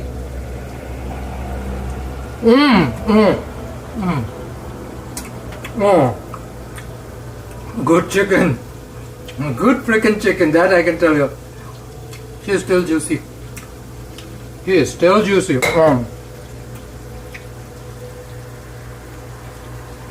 Oh my gosh. Okay. She is done. Done.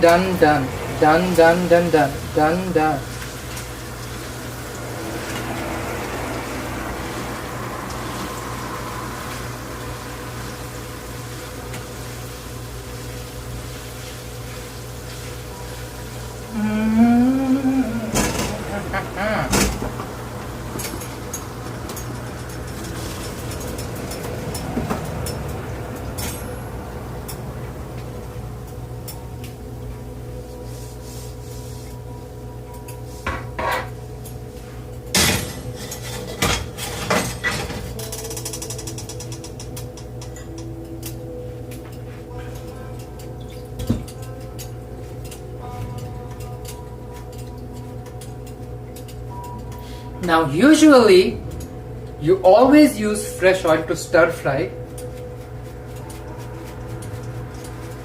and that's what we will always do. But I just made chicken, and a little bit of this oil has a lot of chickeny juice in it. That's what we want. We're gonna dunk a little bit of that chickeny juice, frying oil, so that we get a little bit of that flavor, not a lot,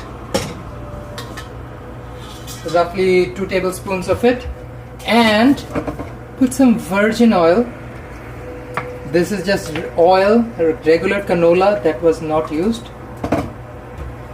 Now she is getting ready for a stir fry for her life. Okay, it took us this long But here we are at the very end of the thing. Let's finish our chili chicken stir fry.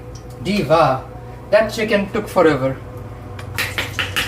First thing that goes in the flame, green chili. I would not recommend this to anybody because I am brown, I am South Asian, I can handle this heat. This is not for the weak-hearted. Chicken is ready. You can eat chicken. You have a piece? Okay. Ginger, garlic. I'm gonna toss all of it in because I want the ginger garlic deliciousness. This is the Korean one.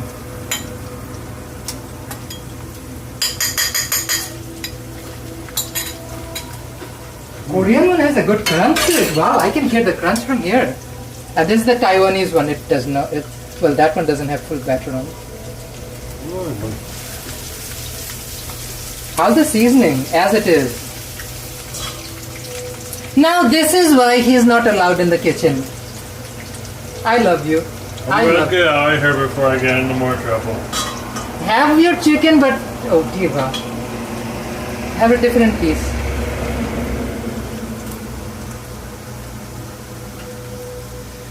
I love my husband. I love my husband.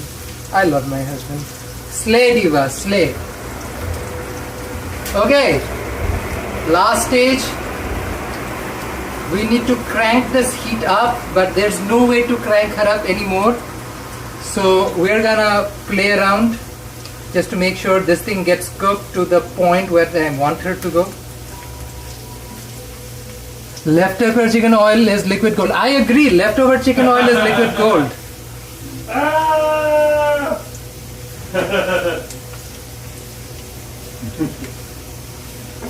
Has Jerome built up his heat tolerance? You have to ask Jerome. I'm domesticated. He uses the word domesticated. You know what, Jerome? It's your words, not mine. Slay diva. Slay.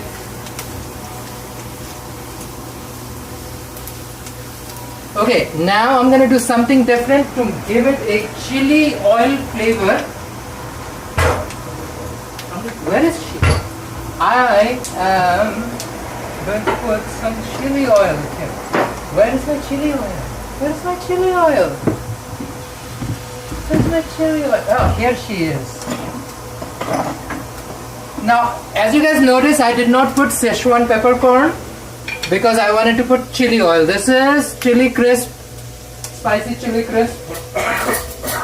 This will add a little bit of barbecue flavor and will also stain the chicken oil red. Oh yeah, oh yeah, oh yeah. Oh look, the oil has already changed color to, immediately changes the color to red. Oh, and the smokiness of it all. Oh, smoky mama. Smoky, smoky, smoky. That is extra smoky.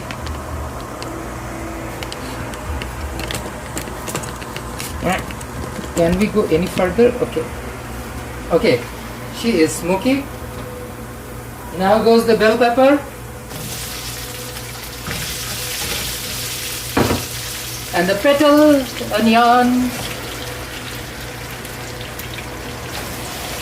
Okay, look at her, look at her. Oh, the flavor combination of it all, diva.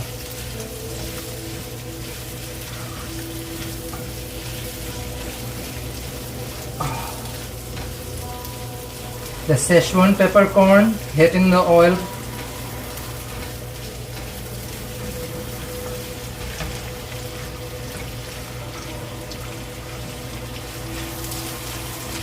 We're going to toss in the chicken in a second and then dunk our stir fry sauce. I was hosting a few exchanges from Sweden. I had to warn my family members to tone down their spice and heat level. Who's that? Tanmay is Diva. Diva, trust me. But they can handle bitter. Like There's a good decent amount of white people who drink stout. And I'm an IPA person. Although we've been sober, Jerome and I haven't drank alcohol in a while.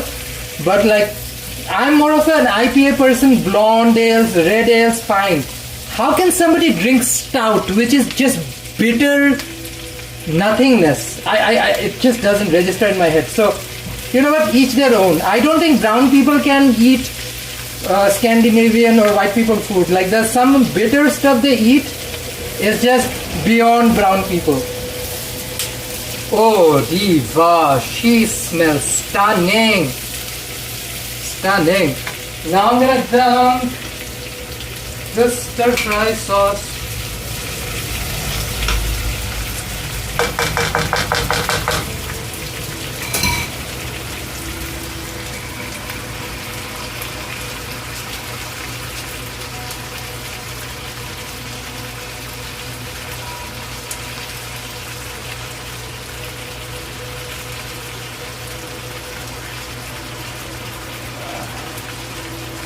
As soon as the soy sauce, ketchup, sriracha hits the oil, the flavor and the smell changes completely.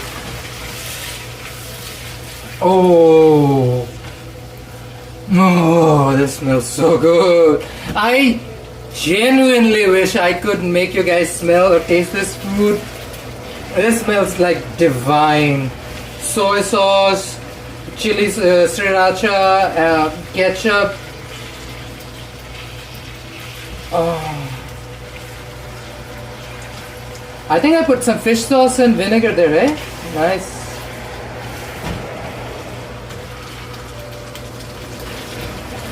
Okay. Moment of truth.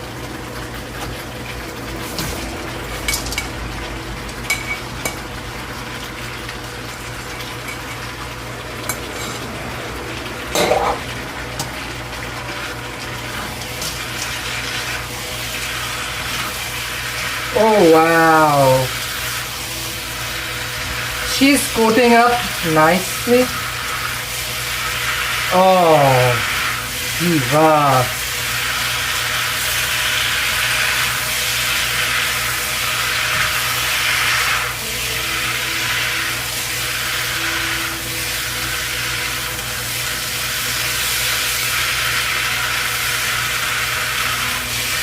That is a chili mother clucking chicken, folks. Chili mother clucking chicken. Oh my gosh, oh my gosh, oh my gosh, oh my gosh. I'm gonna finish it off with coriander, cilantro, whatever you like to call it, bhoina pata, dhania pata, dhania, dhanno. They have the dirtiest fruit tea like nothing soda. Oh wow, slay. Okay, I'm down.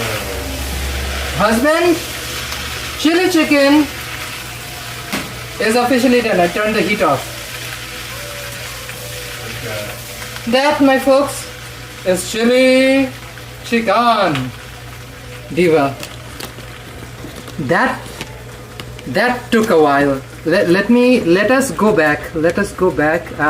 How do we go back? This is the first stop. Okay, and the next stop would be to take this diva out, which okay. We are out, and we're back to the main drag of thingies. Okay, husband, come here. Woo! I've been cooking for 3.5 hours. I've prepped food here now? longer for that. Is there meat? There's meat. Is there meat? There's meat. Okay, do you want some more noodles on it? Or just the chicken first? Let me serve him some just chicken and I just want food. No food. Where's your bowl? Did you put it away already? You told me to put it in the sink. Slay, diva.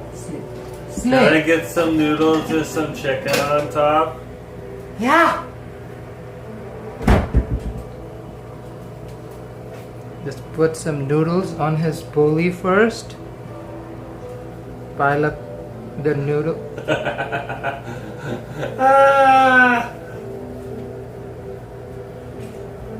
I like that the Koreans like crunchy, and then there's still a crunch on the homemade blend, but yeah, it's The Korean one is Korean one surprisingly is crunchy. Okay, give me lots of chicken now. He wants lots of chicken now. Good. Show them what you're working with. Good. This is what I'm working with. Chili chicken. Get your smiley face in there. Thumbnails. Okay.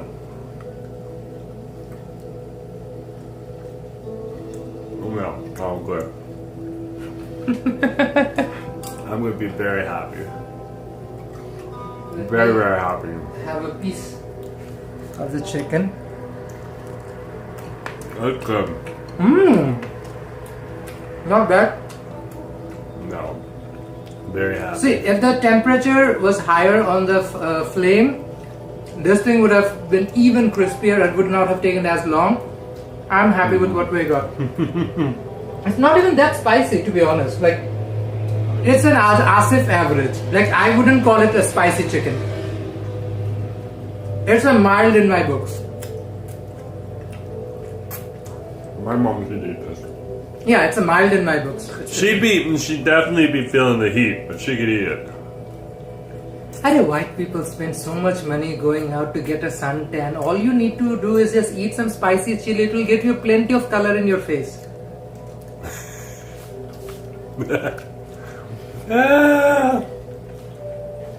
Oh, Monday Munchies is tomorrow. We're gonna try something sweet, something savory, and a beverage.